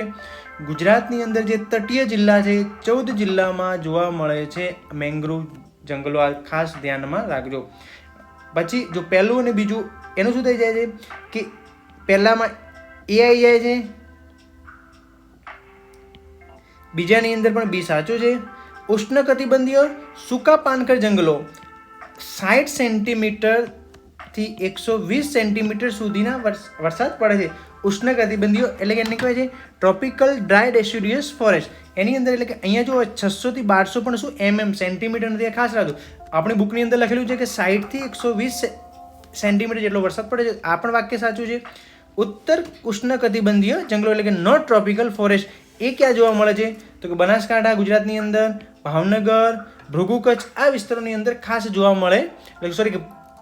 ભાવનગર અને કચ્છ વિસ્તારની અંદર જોવા મળે છે. આ વાક્ય સાચું કે પહેલામાં એ, બીજામાં બી, ત્રીજામાં સી અને ચોથાની અંદર ડી. આપણે આ ખાસ ધ્યાનમાં રાખવું પડે કે ઉત્તર ઉષ્ણકટિબંધીય જંગલો છે. આ ઉત્તર ઉષ્ણકટિબંધીય જંગલો એક આ વિસ્તારમાં તો જોવા મળે છે, પરંતુ એની અંદર કયા કયા ઇમ્પોર્ટન્ટ વૃક્ષો છે, તો બાવળ. ભાઈ હવે જ્યાં વરસાદ ના થતો હોય ત્યાં શું થશે, બાવળ થશે, બોરડી થશે, ખાખરો થશે, એના પછી થોર થશે. તો જે ગુજરાતની અંદર રાજકોટ છે, જુનાગઢ છે, બનાસકાંઠા છે, ભાવનગર, કચ્છ આ બધા વિસ્તારોની અંદર જોવા મળે છે ખાસ. પછી જે ઉષ્ણકટિબંધીય સૂકા જંગલો કે જ્યાં 60 થી 120 સેન્ટીમીટર જેટલો વરસાદ થતો હોય, તો એ વૃક્ષોની જંગલોની અંદર કયા પ્રકારના વૃક્ષો જોવા મળે? કેસુડો છે, લીમડો છે, ખેર છે, બાવળ છે. ઓકે, તો આ ટોપિક સૌથી ઇમ્પોર્ટન્ટ છે. એના પછી નેક્સ્ટ ક્વેશ્ચન હવે આપણે જોઈએ છે, ગુજરાતની અંદર જંગલો બાબતે નીચેની જોડીઓ કઈ સાચી છે? હવે જો આરક્ષિત જંગલો કેટલા છે, અવર્ગીકૃત જંગલો કેટલા છે અને સંરક્ષિત જંગલો કેટલા છે, એ આપણે ધ્યાનમાં લઈશું. હવે જો આ ટોપિક ક્યાંથી પૂછાયેલો છે? જે ગુજરાત ફોરેસ્ટ સર્વે રિપોર્ટ છે, જેને JFSR કહીએ છીએ, એ ગુજરાતનો જે ફોરેસ્ટ સર્વે અહેવાલ છે એ રિપોર્ટમાંથી પૂછેલો છે. જો મેં તમને અહીંયા આપ્યું જ છે, અહીંયા એ રિપોર્ટનો સ્ક્રીનશોટ. ઓકે, આપણે જોઈ લઈએ એક સેકન્ડ. જો અહીંયા તમને કીધું છે કે recorded forest area in the state, એટલે કે આ ગુજરાતની વાત કરે છે, 21,647 સ્ક્વેર કિલોમીટર, 21,600 ગુજરાતની અંદર જે કુલ એરિયા છે એનો 21,647 સ્ક્વેર કિલોમીટરની અંદર શું છે ભાઈ? જંગલ વિસ્તાર છે. આ 21,000માંથી 14,000 શું છે મિત્રો? 14,373 સ્ક્વેર કિલોમીટર શું છે? રિઝર્વડ ફોરેસ્ટ, એટલે કે આરક્ષિત જંગલો. કેટલા છે? 14,373. 14,700. ઓકે, આ પહેલો વિધાન સાચું છે. બીજું છે, શું પૂછ્યું છે? 2,886 સ્ક્વેર કિલોમીટર શું છે? પ્રોટેક્ટેડ. ઓકે, એટલે કે સંરક્ષિત. કેટલું છે ભાઈ? 2,800. એટલે આપણે લઈ શકીએ 3,000ની આસપાસ. અહીંયા છે પ્રોટેક્ટેડ, એટલે કે સંરક્ષિત જંગલો કેટલા છે? 4,000. આ વિધાન વાક્ય ખોટું છે. પહેલું સાચું છે, જ્યાં પહેલું સાચું આવતું હોય આ તો આવશે જ નહીં. ત્રીજું ખોટું છે, એટલે કે ત્રીજું નહીં આવે, ત્રીજું નહીં આવે. આ એક જ વિધાન સાચું છે. હવે આ બંનેનું ઇન્ટરચેન્જ થઈ ગયું છે. અવર્ગીકૃત જંગલો એટલે અનક્લાસ જંગલો કેટલા આવશે? 4,000 આવશે અને સંરક્ષિત જંગલો 3,000 આવશે. ઓકે, તો જો જે ગુજરાત ફોરેસ્ટ સર્વે રિપોર્ટની PDF તમે ગૂગલની અંદર કરશો સર્ચ, અથવા આપણી ટેલિગ્રામ ચેનલ કે જેની લિંક ડિસ્ક્રિપ્શનની અંદર બી આપેલી છે, અને તમે ટેલિગ્રામની અંદર ખાલી સર્ચ કરશો GPSC સ્ટેશન, કોઈ સ્પેસ નહીં રાખવાની, સ્મોલની અંદર લખવાનું GPSC સ્ટેશન, STATION, એ સર્ચ કરશો એટલે તમને એ ચેનલની અંદર આપણને PDF જોવા મળી જશે કે જે ગુજરાત ફોરેસ્ટ સર્વે એની અંદરથી ક્વેશ્ચન કમ્પલસરી પૂછાય છે. એ 7-8 પેજનો રિપોર્ટ છે, એ તમે વાંચી લેજો. ઘણી વખત તમને એનો ફાયદો થશે. નેક્સ્ટ ક્વેશ્ચન છે, નીચેની નદીઓ. હવે જો આ બી ભાઈ ગુજરાતની નદીઓ, કારણ કે જો આ ટોપિક પણ ઇમ્પોર્ટન્ટ છે કે નદીઓને અનુલક્ષીને કાં તો ગુજરાતની નદીઓને અનુલક્ષીને અથવા તો ભારતની નદીઓને અનુલક્ષીને 2 ક્વેશ્ચન GPSC ક્લાસ 1-2ની હોય, ચાહે PIની એક્ઝામ હોય, ચાહે RFOની એક્ઝામ હોય, એની અંદર કમ્પલસરી પૂછાય છે. હવે નદી અને એની ઉપનદી અથવા એની ટ્રિબ્યુટરી કીધું છે, તો ભાઈ આ સિમ્પલ છે કે ભાઈ સાબરમતી નદી. સાબરમતીમાં શું આવે છે ભાઈ? હાથમતી. એક આપણે સ્ટેટમેન્ટ પ્રમાણે યાદ રાખી છે કે ભાઈ હા માસા મેવા ખાશે, હાથમાંથી માઝમ, મિત્રો, વાત્ર, ખારી, શેરડી. હવે જો આમાંથી એક જ આપેલી છે આપણને ખારી, બાકીની આ વસ્તુનું ધ્યાન પણ બધી સાબરમતી નદીની ઉપનદીઓ છે, આપણે આ ધ્યાનમાં રાખવાની. ઓકે, એના પછી છે મહી નદી. તો મહી નદીની અંદર આ પાનમ, કુન અને ભાદર, આ 3 નદીઓ એની સહાયકારી નદીઓ છે. એના પછી છે ત્રીજી રૂપેણ. રૂપેણની અંદર આપણી ખબર છે ભાઈ મહેસાણામાંથી પસાર થાય છે, એટલે કે પુષ્પાવતી અને ખારી. ઓકે, અને એના પછી છે તાપી. તાપીની આવશે વેર. તો આમાં શું પહેલામાં A છે, બીજામાં B છે, ત્રીજામાં D અને ચોથામાં C. ઓકે, આ પ્રમાણે તમે આ ફેક્ચ્યુઅલ ડિટેલ છે, આની અંદર કંઈ સમજવાની જરૂર નથી. જ્યારે આપણે હવે ગુજરાતની નદીઓ આખો ટોપિક ડિટેલમાં ભણીશું ત્યારે કઈ નદીની કઈ ઉપનદીઓ એટલે કે ટ્રિબ્યુટરી છે અથવા એને શાખા નદીઓ કહેવાય છે, એ આપણે જોઈ લઈશું. નેક્સ્ટ ક્વેશ્ચન જોઈએ આપણે. જો આ બી ગુજરાતની અંદર ગુજરાતની ભૂગોળનો ફેક્ચ્યુઅલ ક્વેશ્ચન છે. આ ક્વેશ્ચન લગભગ ક્લાસ 3માં પૂછાય છે, પણ હવે GPSCમાં જો ભાઈ 50 ક્વેશ્ચનમાંથી 1-2 ક્વેશ્ચન એકદમ સિમ્પલ લોલીપોપ જેવા ક્વેશ્ચન પૂછી લે છે, તો એ આપણને સાચા પડવા જોઈએ. ઓકે, હવે જો ખીજડીયા પક્ષી અભયારણ્ય, રામપરા અભયારણ્ય, પૂર્ણા વન્યજીવ અભયારણ્ય, પાણી અભયારણ્ય, એ મારે હવે તમને સમજાવવાની જરૂર નથી. ગુજરાતના કયા જિલ્લામાં કયા વિસ્તારમાં આવેલા છે એ ફેક્ચ્યુઅલ છે, એ ડેટા તમારે જોઈ લેવાના. આપણી યુટ્યુબ ટેલિગ્રામ ચેનલની અંદર એની પણ PDF તમને જોવા મળશે કે કયા જિલ્લાની અંદર કેટલા અભયારણ્ય આવેલા છે, ગુજરાતમાં કયા કયા અભયારણ્ય, એ બધું તમે જોઈ લેજો. એમાં કંઈ સમજવાની જરૂર છે અને જે ડિટેલમાં ક્વેશ્ચન સમજવાનો છે એ આપણે અત્યારે એનાલિસિસ કરીએ, એ સમજીએ કે એમાંથી કઈ રીતે ક્વેશ્ચન નીકળી શકે છે. હવે જો આ વખતે આ પૂછ્યું છે આ અભયારણ્ય, નેક્સ્ટ ટાઈમ બી કોઈ બીજા અભયારણ્ય પૂછે, એમાંથી કોઈ ફિક્સ ના હોય. ક્યારેક કોઈ જિલ્લામાં પૂછ લે કે ભાઈ રાજકોટ જિલ્લામાં કયા અભયારણ્ય આવેલું છે, કે ભાઈ ગીરના જે સિંહ છે ક્યાં જોવા મળે છે, એ તો બધું પૂછી શકે છે. હવે જુઓ, ગુજરાતમાં ખનિજોની ઉપલબ્ધિ બાગે નીચેની ધ્યાનમાં લો. લિગ્નાઇટ. હવે લિગ્નાઇટ છે કોલસો એ ક્યાં ક્યાં તમને મળે છે ભાઈ? કચ્છ, ભાવનગર એ બધા જિલ્લાઓમાંથી જોવા મળે છે. આ ગુજરાતના ખનિજોને લગતો ક્વેશ્ચન છે. એના પછી બીજું છે મેંગેનીઝ. તો મેંગેનીઝ તમને જો પંચમહાલ, વડોદરા એ બધા વિસ્તારમાંથી જોવા મળે છે. ત્રીજું છે બોક્સાઇટ ખનિજ. એ બોક્સાઇટ એ કચ્છ અને દેવભૂમિ દ્વારકામાંથી તમને મળશે. અને ફ્લોસ્પાર એ આપણને ખબર છે ભાઈ છોટાઉદેપુર. એ છોટાઉદેપુરની ભાઈ એ બી ખાસ જે ખાણો છે એ ખાણોમાંથી જોવા તમને મળશે. નેક્સ્ટ છે હવે હજુ આ ક્વેશ્ચન છે એ એકદમ લોલીપોપ જેવો ભાઈ ક્વેશ્ચન છે. આ ક્વેશ્ચન ના પૂછે આમ જોવા જઈએ તો સિમ્પલ ક્વેશ્ચન છે, આમ જોવા જઈએ તો આ ક્વેશ્ચન હાર્ડ બી છે, સૌથી હાર્ડ ક્વેશ્ચન. કારણ કે ગુજરાતના જિલ્લા, હવે જો નકશો છે એ ગુજરાતના નકશો તો તમને યાદ હોય છે, એ નકશામાંથી કયા જિલ્લાનો આકાર કેવો છે એ તમને પૂછી લીધો છે. આમ જીપીએસસી ક્યારેક ભાઈ જીપીએસસીને આમ અનપ્રિડિક્ટેડ એક્ઝામ કહેવાય છે કે શું પૂછવું એ જીપીએસસીને ખુદને બી ખ્યાલ નથી હોતો. હવે અહીંયા પૂછી લીધું છે કે આ નીચેના કયા જિલ્લાઓનો ઓળખી બતાવો. હવે આ તો કેવી વાત થઈ ગઈ કે ભાઈ જિલ્લાઓને ઓળખી બતાવો, પણ પૂછી લે છે. હવે આપણે જીપીએસસી સામે કંઈ કમ્પ્લેન ના કરી શકીએ, એવું તો ના કહી શકીએ કેમ આવું ક્વેશ્ચન પૂછ્યું, કેમ આવું પેપર કાઢી. હવે આમ સ્કીપ કરાય કારણ કે જો ખ્યાલ ના હોય તો, પણ ક્યારેક તુક્કો મારી અને ભગવાન ભરોસે સાચો બી પડી જાય છે. હવે આ બે જિલ્લાઓ, આ અમદાવાદ છે અને આ અમરેલી છે, જોઈ લેવાનું. અહીંયા જો મેં તમને અહીંયા એના માટે જ ખાસ ગુજરાતનો પોલિટિકલ આપી દીધો છે મેપ. આ બધા જો ભાઈ આ અમરેલી જિલ્લાનો અહીંયા મેપ છે જુઓ. સોરી, આ અમદાવાદ જિલ્લો છે. ઓકે, આ અમદાવાદ જિલ્લાનો મેપ છે, એટલે જોઈ લેવાના. કચ્છ, બનાસકાંઠા, પાટણ જે ગુજરાતના 33 જિલ્લા છે એ 33 જિલ્લાનો શેપ કેવો છે એ એક વખત તમારે જોઈ લો. ઓકે, નેક્સ્ટ ક્વેશ્ચન હવે આપણે જોઈએ છીએ. આ ક્વેશ્ચન જીપીએસસીમાં પૂછાય છે અને પૂછાવા લાયક ક્વેશ્ચન હતું. ઓકે, હવે આની અંદર તમને શું પૂછવું છે એ આપણે પહેલાં જોઈએ. ઓકે, આ ફોટાની અંદર આપણે થોડું ઝૂમ કરી દઈએ. નીચેના વિધાનો મદદથી રાજ્યોને ઓળખી બતાવો. તે ઉત્તરમાં સિક્કિમ રાજ્ય અને ભૂતાન દેશથી સીમિત થયેલું છે. ઉત્તરમાં સિક્કિમ એટલે એની ઉત્તરમાં સિક્કિમ છે અને બીજું કોણ છે? ભૂતાન. તે ઉત્તર પૂર્વમાં આસામ. હવે પહેલાં તો આપણને ભાઈ દિશાઓ ખબર હોવી જોઈએ ભાઈ, આ ધ્યાન રાખજો. આ સિમ્પલ છે ભાઈ, ચોથા પાંચમા ધોરણમાં આવે છે. આ ઉત્તર છે, આ દક્ષિણ છે, આ પશ્ચિમ છે અને આ પૂર્વ છે. ઓકે, હવે ઇંગ્લિશમાં બી એટલી તમને ખ્યાલ હોવી જોઈએ ભાઈ. આ નોર્થ છે, આ સાઉથ છે, આ ઈસ્ટ છે અને વેસ્ટ છે. ભાઈ પૂર્વ ક્યાં ઉગે છે, ક્યાં હાથમે છે એ બી ધ્યાન રાખજો.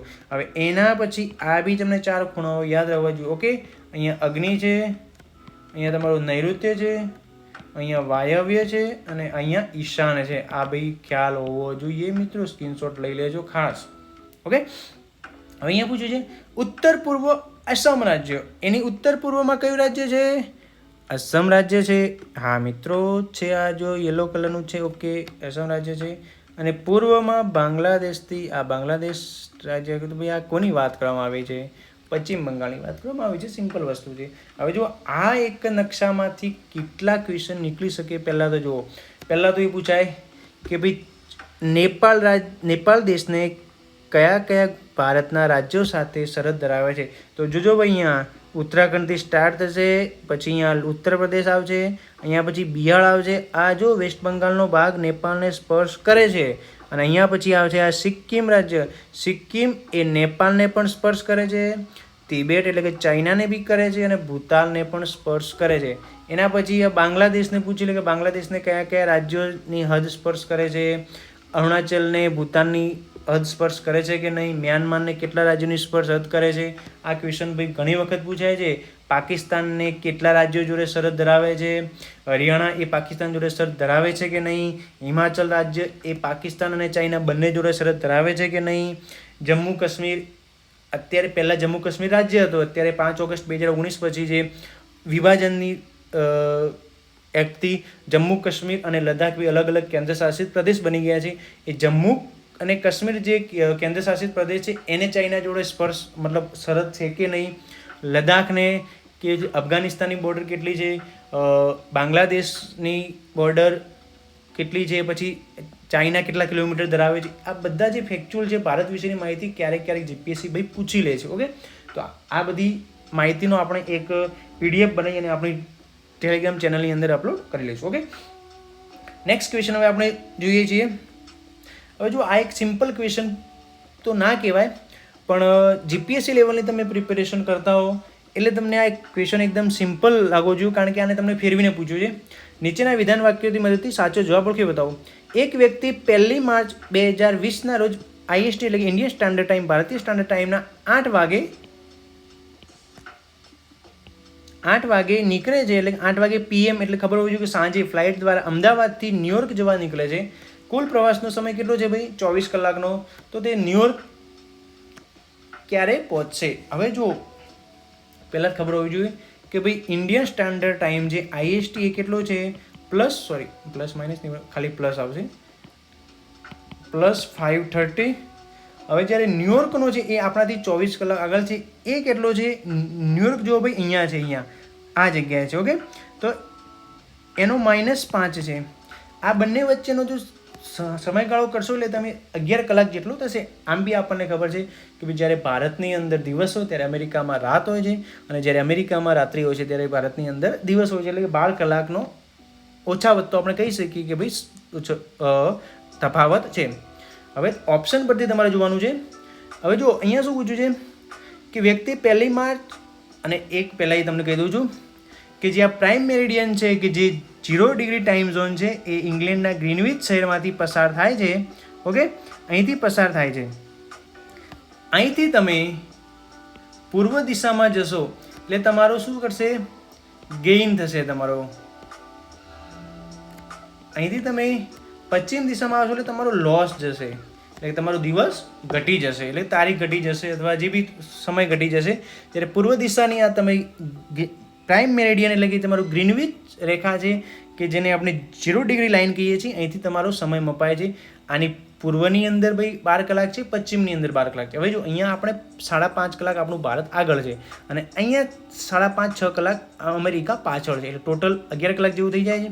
હવે જો સિમ્પલ વસ્તુ છે કે 24 કલાકનો સમય છે, 1 તારીખે નીકળે છે 8 વાગે સાંજે, તો ઇન્ડિયાના સમય પ્રમાણે 2 તારીખે સાંજે 8 વાગે પહોંચશે. તો ભાઈ જો અહીંયા ઓપ્શન નીકળે છે 2 માર્ચના રોજ 8 વાગે પહોંચશે. જો આમાં ક્યાંય કોઈ લોજિક લગાવવાની વાત જ નથી. 2 માર્ચ, હા હવે અહીંયા પૂછ્યું છે કે અમેરિકાના કયા સમયે પહોંચશે, તો ખાસ રાખવાનું. હવે હું તમને આપું છું અહીંયા કમેન્ટની અંદર મને જણાવો કે ભાઈ જ્યારે ફ્લાઇટ દ્વારા અમદાવાદથી ન્યુયોર્ક નીકળે છે, કુલ પ્રવાસનો સમય 24 કલાક છે, તો તે વ્યક્તિ ન્યુયોર્ક પહોંચશે ત્યારે ન્યુયોર્કનો સમયગાળો શું હશે? એ જવાબ મને કમેન્ટની અંદર મિત્રો જણાવો, તો તમને હું જાણું કે તમે આ ક્વેશ્ચનને કેવી રીતે સમજી. ઓકે, નેક્સ્ટ ક્વેશ્ચન હવે આપણે લઈએ છીએ. હવે જો આ ક્વેશ્ચનની અંદર શું પૂછ્યું છે, આ કન્સેપ્ચ્યુઅલ ક્વેશ્ચન છે કે જો ઉષ્ણકટિબંધીય વર્ષા જંગલ દૂર કરવામાં આવે તો તે ઉષ્ણકટિબંધીય પાનખર જંગલની સરખામણીમાં જલ્દીથી પુનર્જીવિત થતું નથી, કારણ કે. હવે આને તમને કારણ પૂછ્યું છે. ઓકે, હવે શું એક ધ્યાન રાખજો મિત્રો ખાસ કે જે ટ્રોપિકલ રેઇન ફોરેસ્ટ છે અને એક બીજું છે ટ્રોપિકલ ડેસિડ્યુસ એટલે કે પાનખર. હવે આ શું છે? સદાબહાર છે, સદાબહાર વર્ષા જંગલ જેની અંદર પાંદડા ખરતા નથી. હવે પાંદડા ખરતા ના હોય તો એ જમીન કેવી હશે? એ ફળદ્રુપ જમીન નહીં હોય, ફર્ટાઇલ નહીં હોય. હવે ટ્રોપિકલની અંદર જે ટ્રોપિકલ ડેસિડ્યુસ એ શું છે? વર્ષની અંદર ઓછામાં ઓછું એક વખત તો પાંદડા ખેરવશે, એક વખત પાંદડા ખરશે, એટલે જમીન એ પાંદડા બી શું છે? વન ટાઈપ્સ ઓફ રાસાયણિક ખાતર છે. એ ખાતરના કારણે જમીન ફળદ્રુપ હશે. તો જો અહીંયા સિમ્પલ વસ્તુ છે કે ભાઈ વર્ષા જંગલોની જમીન પોષક તત્વોથી કેવી હશે? ઉણપવાળી, કારણ કે પાંદડા જ ખરતા નથી, એકદમ પાંદડા લીલા રહે છે, સૂર્યપ્રકાશ બી નીચે નથી આવતો, એટલે કોઈ પ્રક્રિયા બી નથી થતી, પ્રકાશ સંશ્લેષણની પ્રક્રિયા ઉપરને ઉપર પૂરી થઈ જાય છે. પાંદડા ખરે તો એ જમીન, કારણ કે જમીનને પણ સૂર્યપ્રકાશ મળે તો એ એકદમ ફળદ્રુપ રહે છે. તો હવે આ જમીનને તો સૂર્યપ્રકાશ જ નહીં મળતો, પાંદડા ખરતા નથી, તો જે પોષક તત્વો કેવા હશે? ઉણપવાળા હશે. સિમ્પલ ભૈયા, એકદમ લોજિકલ ક્વેશ્ચન. ઓકે, નેક્સ્ટ ક્વેશ્ચનની અંદર જઈએ. ભારતમાં પડખાઉ જમીન બાબતે નીચેના વિધાનો ધ્યાનમાં લો. ઓકે, હવે જો નાઇટ્રોજન અને પોટાશ સમૃદ્ધ હોય છે. ભાઈ આ વાક્ય એકદમ તદ્દન ખોટું છે, ફેક્ચ્યુઅલ છે. રાજસ્થાન અને આંધ્રપ્રદેશમાં સારી રીતે વિકસન. ભાઈ આ ભારતની અંદર સૌથી ઓછા પ્રમાણ, એટલે મતલબ ત્યાં જોવા જ નહીં મળતી. રાજસ્થાન અને ઉત્તર પ્રદેશમાં આ જમીન જોવા મળતી નથી. એનો લાલ રંગ હોય છે, લેટેરાઇટ જમીનનો લાલ રંગ હોય છે. ઓકે, આ વાક્ય એકદમ સાચું છે. પછી શું છે? જમીનમાં ટેપિકો અને કાજુ સારી રીતે ઉગાડી શકાય છે, કારણ કે આ શું છે? લેટેરાઇટ પડખાઉ જમીન છે એ શું હોય છે? વધારે વરસાદવાળા ક્ષેત્રોની અંદર જોવા, અને ત્યાં શું હોય છે, ઢોળાવવાળી જમીન હોય છે. એટલે ત્યાં આ જે કાજુ છે, આ ટોપિકિયા છે, સારી રીતે તમે ઉગાડી શકો છો. એટલે ફક્ત 1 અને 4 આવશે. કારણ કે આ હવે જો આ મેં તમને આગળ બી આપણે આ જ વિડીયોની અંદર જોયું છે કે ગુજરાતની જમીનોને પૂછ્યું તો અહીંયા જો ભારતની, એટલે આ જમીનોને લગતા 1-2 ક્વેશ્ચન કમ્પલસરી આવે છે. અને એમાં પૂછાય છે કે ભાઈ કઈ જમીનમાં કયા તત્વોની ઉણપ હોય છે, કયા તત્વો સમૃદ્ધ હોય છે. આ મિત્રો ખાસ ધ્યાનમાં રાખજો. અને આ દરેક જમીનના કયા જમીનમાં કયા પ્રકારના તત્વો હોય છે એ આપણે તમને હું ટેલિગ્રામ ચેનલની અંદર પીડીએફમાં તમને બધું મળી જશે. ઓકે, નેક્સ્ટ ક્વેશ્ચન જોઈએ છીએ આપણે. ભેજવાળા ઉષ્ણકટિબંધીઓ પશ્ચિમ તટે અપર આસામ અને પૂર્વીય હિમાલયના નીચા ઢોળાવાળા પર જોવા મળે છે. સૂકા ઉષ્ણકટિબંધીય જંગલો મુખ્યત્વે ભારતીય ઉત્તરીય પર્વતીય વિસ્તારો અને દક્ષિણ ભારતના કેટલાક રાજ્યોમાં જોવા મળે છે. આલ્પાઇન જંગલો છે 3000 મીટર કરતાં ઉપરની ઊંચાઈથી શરૂ થાય છે અને બરફ રેખાથી બિલકુલ નીચેના વિસ્તારમાં ઉગે છે. ભાઈ 3 વિધાન વાક્યો એકદમ સાચા છે. આ મતલબ 3 જે સ્ટેટમેન્ટ વિધાનો છે એકદમ સાચા છે. અહીંયા શું પૂછ્યું છે કે ભેજવાળા ઉષ્ણકટિબંધીય જંગલો પશ્ચિમ તટે ભારતની અંદર ક્યાં જોવા મળે? મેં તમને કીધું હતું કે ભાઈ ગુજરાતના જંગલોની સાપેક્ષમાં ક્વેશ્ચન પૂછાય છે, ભારતના જંગલોની સાપેક્ષમાં ક્વેશ્ચન પૂછાય છે. જે આસામનો જે ઉપરનો ભાગ છે ત્યાં પણ જોવા મળે છે, જે પશ્ચિમ તટ છે ત્યાં પણ જોવા મળે છે, અને પૂર્વી હિમાલયનો જે ઢોળાવવાળો ભાગ છે ત્યાં પણ જોવા મળે છે. ખાસ સૂકા ઉષ્ણકટિબંધીય જંગલો મુખ્યત્વે ભારતીય ઉત્તરીય પર્વતીય વિસ્તારો અને દક્ષિણ ભારતના કેટલાક રાજ્યોમાં પણ જોવા મળે છે. આ કારણ કે ક્યારે શું થાય છે કે ભાઈ સૂકા ઉષ્ણકટિબંધીય જંગલો એટલે આપણે એવું વિચારીએ કે ભાઈ દક્ષિણ ભારતની અંદર જોવા મળતા નથી, પણ જોવા મળે છે. અને આલ્પાઇન જંગલો છે એ શંકુદ્રમ જંગલો આપણે એને કહીશું કે જે ખાસ પર્વતીય વિસ્તારોમાં થાય છે, અને જ્યાં ક્યાંથી એ ક્યાં સુધી ઉગે છે કે જ્યાંથી જે સ્નો લાઇન સ્ટાર્ટ થાય છે, કે જ્યાંથી બરફ રેખાની શરૂઆત થાય છે ત્યાં એ અંત પામી જાય છે. એટલે કે જે ઢોળાવવાળા ક્ષેત્રથી લઈ અને જ્યાં સુધી જે બરફ આચ્છાદિત વિસ્તારો છે ત્યાં સુધી આ જોવા મળે છે. 3 વાક્યો સાચા છે. નેક્સ્ટ ક્વેશ્ચન જોઈશું. નીચેની પૈકી જોડી, હવે જો ભારતની અંદર જે પર્વતમાળાઓ આવેલી છે એ પર્વતમાળાનું તમને આ ક્વેશ્ચન પૂછી લીધું છે. હવે જો કોરોમંડળ તટ, કોંકણ તટ, મધ્ય ભારત, ઉત્તર પૂર્વ ભારત, હવે આ તમને ખ્યાલ હોવો જોઈએ મિત્રો ખાસ. કેમ? કારણ કે હું તમને અહીંયા કહું છું કે જો આજે જે આ દ્વીપકલ્પીય ભારત છે, આ કયું છે આપણું ભાઈ? પશ્ચિમ તટ છે, આ છે તમારું પૂર્વીય તટ. ઓકે, આ તમારું ગુજરાત, અહીંયા મહારાષ્ટ્ર, અહીંયા ગોવા, અહીંયા કર્ણાટક, અહીંયા કેરળ, અહીંયા અહીંયા તમિલનાડુ છે, અહીંયા આંધ્ર છે, અહીંયા ઓડિશા છે, અહીંયા વેસ્ટ બંગાળ છે. તો મિત્રો જો આ પશ્ચિમ ઘાટ અને પૂર્વ ઘાટના નામ પાડેલા છે. હવે જો આ જે કર્ણાટક અને કેરળનો જે દરિયા કિનારો છે એને આપણે માલાબાર તટ કહીએ છીએ. યાદ રાખજો ભાઈ ખાસ. ગોવા અને કર્ણાટકનો જે ગોવા અને મહારાષ્ટ્ર કર્ણાટકનો વિસ્તાર છે એને કોંકણ તટ કહીએ છીએ, અને જે ગુજરાતનો તટ છે એને કાઠિયાવાડી તટ કહીએ છીએ. તો કાઠિયાવાડી ક્ષેત્ર કહીએ છીએ. મિત્રો ધ્યાન રાખજો ખાસ. એના પછી આપણે જોઈએ જે પૂર્વીય તટ છે એ પૂર્વીય તટની અંદર જે પશ્ચિમ બંગાળ અને ઓડિશા અને આંધ્રપ્રદેશ, ઓડિશા અને આંધ્રપ્રદેશના તટને કહેવાય છે નોર્ધન સિરકાર. આ ક્વેશ્ચન જીપીએસસીની અંદર પૂછાયેલો છે ભાઈ. ઓકે, એના પછી જે તમિલનાડુનો તટ છે એ તમિલનાડુના તટને ખાસ કરીને શું કહેવાય છે તમને ખબર છે? તમિલનાડુ તટ તરીકે જેને ઓળખવામાં આવે છે. હવે અહીંયા જોવાનું છે કે ભાઈ કાર્ડેમમની ટેકરીઓ, જે કાર્ડેમમની ટેકરીઓ છે એ કયા વિસ્તારની અંદર આવેલી છે? હવે એ માલાબાર તટની અંદર આવેલી છે. એટલે કે માલાબાર તટ એટલે કે કેરળ વાળા વિસ્તારમાં. અહીંયા તમને પૂછ્યું છે કોરોમંડળ તટ. હવે આ જે તમિલનાડુ વિસ્તારવાળો છે એને ક્યારેક કોરોમંડળ તટ પણ કહેવામાં આવે છે. ઓકે, અહીંયા માલાબાર તટ છે, આ માલાબાર તટ છે આ વિસ્તાર, જ્યારે આ વિસ્તાર જે છે એને કહેવાય છે આપણે કોરોમંડળ તટ. ઓકે, પછી કઈ તો કાર્ડેમમ ટેકરી કોરોમંડળ તટની અંદર નહીં આવે. પછી છે કૈમૂરની ટેકરીઓ. કૈમૂરની ટેકરીઓ ક્યાં આવેલી છે ભાઈ? મધ્યપ્રદેશની અંદર. તો આ કોંકણ તટ તો ક્યાંય નહીં આવે. પછી મહાદેવની ટેકરીઓ મધ્ય ભારતની અંદર એટલે ઓકે આ વાક્ય સાચું છે. મેકીની ટેકરીઓ ઉત્તર પૂર્વ જે અહીંયા આ જે મેઘાલયનો ભાગ છે, પશ્ચિમ બંગાળ અને મેઘાલયની ભાગની અંદર ત્યાં તમને મેકીની ટેકરી જોવા મળશે. આમાં ત્રીજું અને ચોથું સાચું છે. તો ભાઈ ભારતનો નકશો તમે ખાસ એમાં જે ભારતનો નકશોનો જે ફિઝિકલ મેપ છે એ ખાસ રેન્જ કઈ રેન્જ ક્યાં આવેલી છે એ આપણે ખાસ જોવાની છે. ઓકે, નેક્સ્ટ ક્વેશ્ચન જોઈએ છીએ ત્યારે નીચેની પૈકી કઈ જોડી સાચી છે? એની અંદર હવે આપણે જોવાની છે કે નૈનીતાલ સરોવર, લોકટક સરોવર, લોનાર સરોવર અને ચિલ્કા સરોવર એ બધા કેવા સરોવર છે?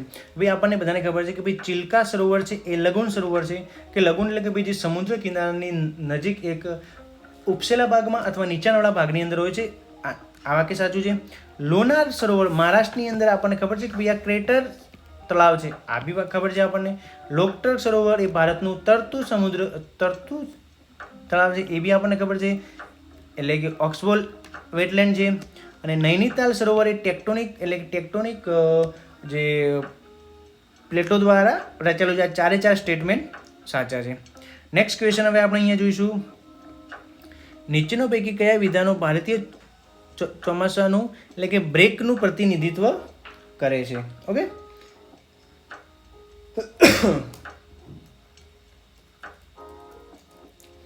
ચોમાસાનો વરસાદ એક સમયે થોડાક દિવસો માટે જ થાય છે. એટલે કે આ બ્રેકનો મતલબ શું થાય છે કે ચોમાસાની અંદર જ્યારે વરસાદની અંદર એક બે થોડા દિવસનો એક વિરામ લેવાય છે એને જ આપણે બ્રેક કહીએ છીએ. તો કે ચોમાસાનો વરસાદ એ થોડાક દિવસો માટે થાય. જો કે ચોમાસાને એ જે બ્રેક હોય છે એ શું છે, monsoon have a wet and dry spells, એટલે કે જે આ ભીના અને સૂકા બંને વાક્યો એકદમ સાચા છે. નેક્સ્ટ હવે આપણે જોઈએ છીએ કે કાળી જમીન ચિકાસવાળી હોય છે, જ્યારે ભીની જમીન જ્યારે તે ભીની હોય છે ત્યારે ફૂલે છે અને ચીકણી બને છે, પરંતુ સૂકી હોય ત્યારે સંકોચાય છે. ભાઈ આપણને ખબર છે કે ભાઈ કાળી જમીન એકદમ પોપડાવાળી હોય છે, એ સુકાઈ જાય છે ત્યારે અને જાતે ખેડાય છે, એટલે આપણે ક્યારેક સેલ્ફ લાવિંગ બી એને કહીએ. ઓકે, આ વાક્ય સાચું છે. આ જમીન સૂકી ઋતુ દરમિયાન પહોળી તિરાડો પડે છે અને સ્વખેડાવાળી જમીન કહે છે. આ વિધાનો બંને સાચા છે. એક અને વિધાન એક બેની સમજૂતી પણ સાચી છે. ઓકે, આ તો આપણે ગુજરાતની જમીન જોઈ એ વખતે પણ જોયેલું છે અને આપણે અત્યારે પણ એને જોઈ લઈએ છીએ. ઓકે, નેક્સ્ટ ક્વેશ્ચન છે સમુદ્ર જળ બાબતે આપણે આ વાક્યને ધ્યાનમાં લેવાનું છે. પહેલું વાક્ય છે એક ચોક્કસ તાપમાને ક્ષારતાના વધારા સાથે ઘનતાની અંદર વધારો થાય છે. બીજું છે નિસ્યંદન પાણી કરતાં ક્ષારતાના ઘટકો વધારે ઘનતા ધરાવે છે.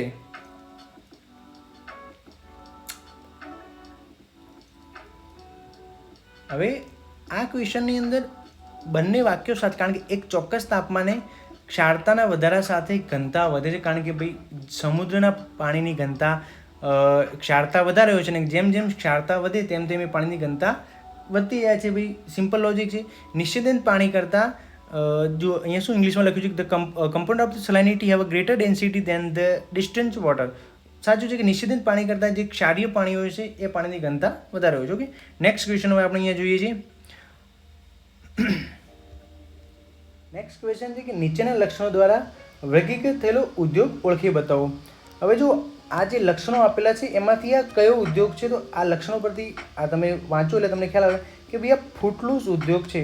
હવે ફૂટલૂઝ ઉદ્યોગના લક્ષણો શું છે એ આપણે ખાસ જોવાના છે. પહેલાં તો એ તમને ખ્યાલ હોવી જોઈએ કે ભાઈ ફૂટલૂઝ ઉદ્યોગ એટલે સ્વતંત્ર સ્વેચ્છાચારી ઉદ્યોગ એટલે શું. તો જો આ વ્યાખ્યા હું તમને બોલું છું અને લખાઈ દઉં છું કે એવો ઉદ્યોગ જે કોઈ ચોક્કસ સ્થળ કે દેશ સાથે સંકળાયેલો નથી, તેના ઉત્પાદનના પરિબળો જેવા કે સંસાધન, જમીન, મૂડી, શ્રમ વગેરેની અસર એક સ્થળથી બીજી સ્થળે પણ કરી શકાય છે. એટલે કે કોઈ ભૌગોલિક વિસ્તારને અનુલક્ષીને આ ઉદ્યોગ કરવામાં આવતો નથી. હવે આની લાક્ષણિકતા સ્થાન, તો કે કોઈ પણ સ્થળે, પહેલી વસ્તુ છે કે સ્થાન કોઈ પણ સ્થળે કરી શકાય છે. ઓકે, આ એક એની પહેલી લાક્ષણિકતા, કોઈ પણ સ્થળે કરી શકાય છે. બીજી છે ઓછું શ્રમબળ. ત્રીજું છે પર્યાવરણને અનુકૂળ ઉદ્યોગ છે, જેથી કોઈ પ્રદૂષણનું ઉત્સર્જન કરતા નથી. એટલે કે પર્યાવરણને અનુકૂળ. પર્યાવરણને કેવું છે મિત્રો, એ આ ઉદ્યોગ અનુકૂળ છે. ચોથું છે કે કાચા માલ એટલે કે રો મટીરિયલની ઓછી નિર્ભરતા. અને ચોથું છે કુશળ કામદાર, જે કામદારો હોય છે એકદમ સ્કિલ લેબરની જરૂર પડે છે, કે જે આપણે અત્યારના જે લેબર હોય છે, લેબર મજૂર, એ એના કરતાં જે સ્કિલ લેબર હોય છે, એટલે કે ઓછા લેબરની અંદર વધારે કાર્ય કઈ રીતે થશે, એટલે કે સ્કિલ લેબરની જરૂર પડે. જો સામાન્ય રીતે બિન પ્રદૂષક ઉદ્યોગ તરીકે ઓળખાય છે, સાચું છે. ખાસ કાચા માલ ઉપર આધારિત નથી, આ પણ વાક્ય સાચું છે. સામાન્ય રીતે નાની માત્રામાં ઉત્પાદન કરે છે, પરંતુ તેની સુલભતા સારી છે. 3 વાક્ય કયા ઉદ્યોગની લક્ષણો છે? ફૂટલોજ ઉદ્યોગ. ઓકે, નેક્સ્ટ ક્વેશ્ચનની અંદર હવે આપણે જઈએ છીએ. અટલ ટનલ બાબતે નીચેના વિધાનો સાચા કયા છે? ભાઈ આ આપણે પહેલાં જ જોઈ લીધું છે કે અટલ ટનલ શું છે, કઈ રીતનું છે, ક્યાંથી ક્યાં જોડે છે, એની લંબાઈ કેટલી છે? 9.02 કિલોમીટર છે. અને ક્યાંથી, અને યાદ રાખજો વિશ્વની લંબાઈ સાથે ઊંચાઈ પર વિશ્વની સૌથી લાંબી હાઈવે ટનલ છે. અને રોહતાંગ, યાદ રાખજો મિત્રો, રોહતાંગ પાસ હેઠળ બાંધવામાં આવી છે. અને લાહોરથી તિતપી ખીણને જોડે છે. હવે 8 કિલોમીટર લંબાઈ નથી, પણ કેટલી છે? 9 કિલોમીટર લંબાઈ. એટલે આ વાક્ય ઓટોમેટિક નીકળી જશે. ત્રીજું નીકળે. ત્રીજું, પહેલું તો સાચું છે, સિપકીલા પાસ હેઠળ નહીં, પણ કયું આવે છે ભાઈ? રોહતાંગ પાસ. ઓકે, તો એક જ વિધાન સાચું આવશે. નેક્સ્ટ ક્વેશ્ચન આપણે જોઈએ છે. નીચેના વાક્યો ધ્યાનમાં લો. કેટલીક વખત કચ્છના અખાતમાં પરવાળાઓ પરિસ્થિતિના કારણે બ્લીચ થઈ જાય, એટલે કે વિરંજી થઈ જાય છે. બીજું વાક્ય છે, કચ્છ પ્રદેશની જમીન રેતાળ પ્રકારની છે. ભાઈ જો આ પ્રશ્ન કદાચ અટેન્ડ કરો, માન લો ભાઈ આ પહેલા વાક્યમાં આપણને કંઈ ખબર નથી. હવે જોઈએ કે કચ્છની જમીન રેતાળ છે. ઓકે, બીજું તો સાચું છે. જ્યાં જ્યાં બીજું આવતું, ઓકે, આ વિધાન ઓટોમેટિક નીકળી જશે. દક્ષિણ ગુજરાત અને સૌરાષ્ટ્રમાં જોવા મળતી જમીન મુખ્યત્વે ચીકણી છે. ભાઈ તમને પહેલાં જ કીધું કે દક્ષિણ ગુજરાતની અંદર કાળી માટી જોવા મળે છે. કાળી માટી કેવી હોય છે? ચીકણી હોય છે. તો ત્રીજું પણ સાચું છે. હવે ત્રીજું જ્યાં હશે ત્યાં સાચું હશે. અહીંયા બી ત્રીજું નથી, આ થઈ ગયું. હવે અહીંયા જો આ બે વાક્યો તમારે ગેમ રમવાની છે, મતલબ બીજું ને ત્રીજું બંને સાચા છે. પહેલું સાચું છે કે નહીં જોવાનું છે. તો કેટલીક વખત કચ્છના અખાતમાં પરવાળો પરિસ્થિતિના કારણે વિરંજિત થઈ શકે. સાચી વાત છે ભાઈ, આ બી વાક્ય સાચું. એનો મતલબ અહીંયા જવાબ આવશે પહેલો, બીજો અને ત્રીજો. નેક્સ્ટ ક્વેશ્ચન આપણે જોઈએ છીએ. સતત જે હેજ વિસ્તાર જે નવેમ્બરથી એપ્રિલ સુધી વિસ્તરે છે, જે અરબી સમુદ્ર, બંગાળ અખાત અને દક્ષિણ એશિયાઈ વિસ્તાર આવેલો છે, એ કોના સાથે સંકળાયેલા છે? ભાઈ એશિયન બ્રાઉન ક્લાઉડ. આ જે એશિયન બ્રાઉન ક્લાઉડ છે એની લાક્ષણિકતાઓ છે એ તમારે જોઈ લેવાની. આ એક જે ઇન્ડિયન ક્લાઇમેટોલોજી છે એની અંદર આ ટોપિક એક્સપ્લેન કરેલો છે. નેક્સ્ટ ક્વેશ્ચન આપણે જોઈએ છીએ. ઉત્તરથી દક્ષિણ તરફ જઈએ તેમ પર્વતમાળા. જો ભાઈ પર્વતમાળાનો બીજો ક્વેશ્ચન પૂછાયો છે. હમણાં જ પૂછ્યું હતું કે ભાઈ કૈમૂરની, મિકીરની, મહાદેવની ટેકરીઓ ક્યાં છે. હવે જો પૂછ્યું છે કે ભાઈ ઉત્તરથી દક્ષિણમાં ગોઠવો, તો આ જો અહીંયા મેં તમને નકશામાં અહીંયા સારી રીતે અહીંયા આપી દીધી છે. આના સિવાયની બી તમારે ખાસ ભાઈ ભારતનો નકશો, એક બ્લેન્ક નકશો લઈ અને અહીંયા તમારે પ્રેક્ટિસ કરવાની કે ભાઈ જો અહીંયા પહેલી કઈ છે? અહીંયા હિમાલયમાં બી પ્રકાર છે. તો આ પહેલી અહીંયા આવશે રેન્જ તમારી કઈ છે? કૈલાસ. ઉત્તરથી આવશે કૈલાસ. અહીંયા તમારું શું છે ભાઈ? ધોલાધર, એટલે કે અહીંયા આ આવશે તમારી ધોલાગીરી. પછી ગુજરાતની અંદર તમારી આ વિદ્યા રેન્જ આવે છે. ઓકે, આ તમારી વિદ્યા રેન્જ છે. એના પછી આવે છે ડોડા બેટા, જ્યાં ઈસ્ટર્ન ઘાટ આ અને વેસ્ટર્ન ઘાટ જ્યાં મળે છે એ તમારું છે ડોડા બેટા. ડોડા બેટા સૌથી ક્યાં આવશે? દક્ષિણની અંદર. જો દક્ષિણની અંદર તો સૌથી આવશે ડોડા બેટા. તો આ બે તો તમારો ઓટોમેટિક નીકળી જશે. તો સી અને ડીમાંથી જવાબ કયો સાચો છે? પહેલો છે તમારો એક કૈલાસ અને વિદ્યાંચલ. ભાઈ આપણે ગુજરાતના વિદ્યાર્થી, આપણને ખ્યાલ હોવી જોઈએ કે ભાઈ આ ગુજરાતમાંથી, અને ગુજરાતમાં તમારે ઉત્તરથી દક્ષિણમાં કહેશે તો પહેલી આવશે ભાઈ અરવલ્લી, બીજી આવશે વિદ્યાંચલ, ત્રીજી આવશે સાતપુડા અને ચોથી આવશે ભાઈ સહ્યાદ્રી, અથવા એને આપણે શું કહીએ છીએ? પશ્ચિમ ઘાટ કહીએ છીએ. અને આ ભારતની અંદર એકમાત્ર સાતપુડા પર્વત છે કે જે કેવો છે? ખંડ પર્વત. બાકીના બધા કેવા છે? ગેડ પર્વત. આ બી તમારે ધ્યાન રાખવાનું છે. ઓકે, ઉત્તરથી દક્ષિણમાં આપણે જોઈ લીધું છે. નેક્સ્ટ હવે જોઈએ છીએ ક્વેશ્ચન. સિંધુ બાબતે નીચેના વિધાનો કયા સાચા છે અને અહીંયા ખોટા છે? સિંધુ નદી તંત્ર. તો પહેલું વિધાન છે અહીંયા, એક સેકન્ડ આપણે હાઇલાઇટ ઓછું કરી દઈએ. તો કે સિંધુ નદી પરંપરાગત નામ તિબેટિયન અને સંસ્કૃત નામ સિંધુ ઉપરથી વસાવવામાં આવ્યું છે. વાક્ય સાચું છે એકદમ. સિંધુનો અંતિમ સ્ત્રોત માનસરોવરની સામીપ્યમાં આવેલા તિબેટિયન ઉચ્ચ પ્રદેશ ઉપર છે. આ બી વાક્ય બી સાચું છે. સિંધુ તેની 5 ઉપનદીઓ સંયુક્ત રીતે તટપ્રદેશ રચે છે, જે 4 રાષ્ટ્રો સુધી વિસ્તરેલું છે. હવે એ બી આપણને ખ્યાલ હોવી જોઈએ કે 4 રાષ્ટ્રો કયા કયા છે. ભાઈ જો ચાઇનાથી, એટલે કે ચીનથી સ્ટાર્ટ થાય છે. ચીન, ભારત, પાકિસ્તાન અને અફઘાનિસ્તાન. આ 4 રાજ્યોની અંદર આ સિંધુ નદી તંત્ર ભાઈ વિકસેલું છે. અને જો અહીંયા તમને મેં સમજાવી દીધું છે કે ભાઈ સિંધુ નદી તંત્રની અંદર કઈ 5 નદીઓ છે? આ જો સિંધુની અંદર આ જો તમારી પેલી ઇન્ડસ આવશે, એના પછી જે ઝેલમ, પછી જે ચિનાબ, અહીંયા રાવી છે, આ બિયાસ છે, અને આ છે સતલુજ. આ પાકિસ્તાનની અંદર અહીંયા બધી મળે. હવે આ 5 નદીઓની અંદર બી આપણે ધ્યાન રાખવાનું છે કે જે આ બિયાસ નદી છે, આ ક્વેશ્ચન ભાઈ ગુજરાતની જીપીએસસી એક્ઝામમાં પૂછાયો છે 2 થી 3 વખત. 5 સિંધુની નદીઓમાંથી બિયાસ નદી છે એ માત્ર ભારતમાં વહેતી નદી છે. યાદ રાખજો ભાઈ મિત્રો. આ જ્યારે જ્યાં ચિનાબ નદી છે એ 2 નદીઓથી સંયુક્ત થઈને બને છે, ચંદ્ર અને બાગા. ચંદ્ર અને બાગા 2 એક નાની નદીઓ છે, એ સંયુક્ત થાય છે ભારતની અંદર, પછી એને ચંદ્રબાગા તરીકે ઓળખવામાં આવે છે. ઓકે, હવે આ ક્વેશ્ચન ઘણી વખત પૂછાઈ ગયો છે કે ભાઈ ચંદ્ર અને બાગા દ્વારા બનતી નદી કઈ છે? તો ચિનાબ નદી. અને એવું ક્વેશ્ચન પૂછાય કે નીચેમાંથી કઈ જે સિંધુ નદી તંત્ર છે એમાંથી કઈ નદી માત્ર ભારતમાં જ વહે છે? તો શું આવશે એમાં? બિયાસ નદી. ધ્યાન રાખજો મિત્ર, સૌથી ઇમ્પોર્ટન્ટ ક્વેશ્ચન છે. ઓકે, હા, આ આપણને મેપ અહીંયા જો તમને મળી ગયો છે કે આપણે જિલ્લા વાઇઝ જોવાના હતા કે કયા જિલ્લાની અંદર કેટલો આગળના આપણે ક્વેશ્ચનમાં ક્યાંક જોયો હતો કે ભાઈ કયા જિલ્લામાં એની વિસ્તારના કેટલા ટકાની અંદર છે.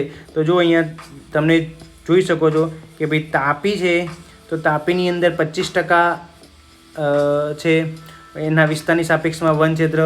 પછી છે વલસાડ, તો વલસાડની અંદર કેટલું છે? 32%. આપણે ડાંગ મેં તમને કીધું પહેલા નંબર તો એ 77% છે. અને ત્રીજું હતું નર્મદા, તો નર્મદાની અંદર કેટલું છે ભાઈ? ક્યાં ગયું? નર્મદાની અંદર ટોટલ એરિયા. ઓકે, પછી નેક્સ્ટ ક્વેશ્ચન છે ભારતની 2011ની વસ્તી ગણતરીના સંદર્ભે નીચેના વિધાન વાક્યો સાચા લો.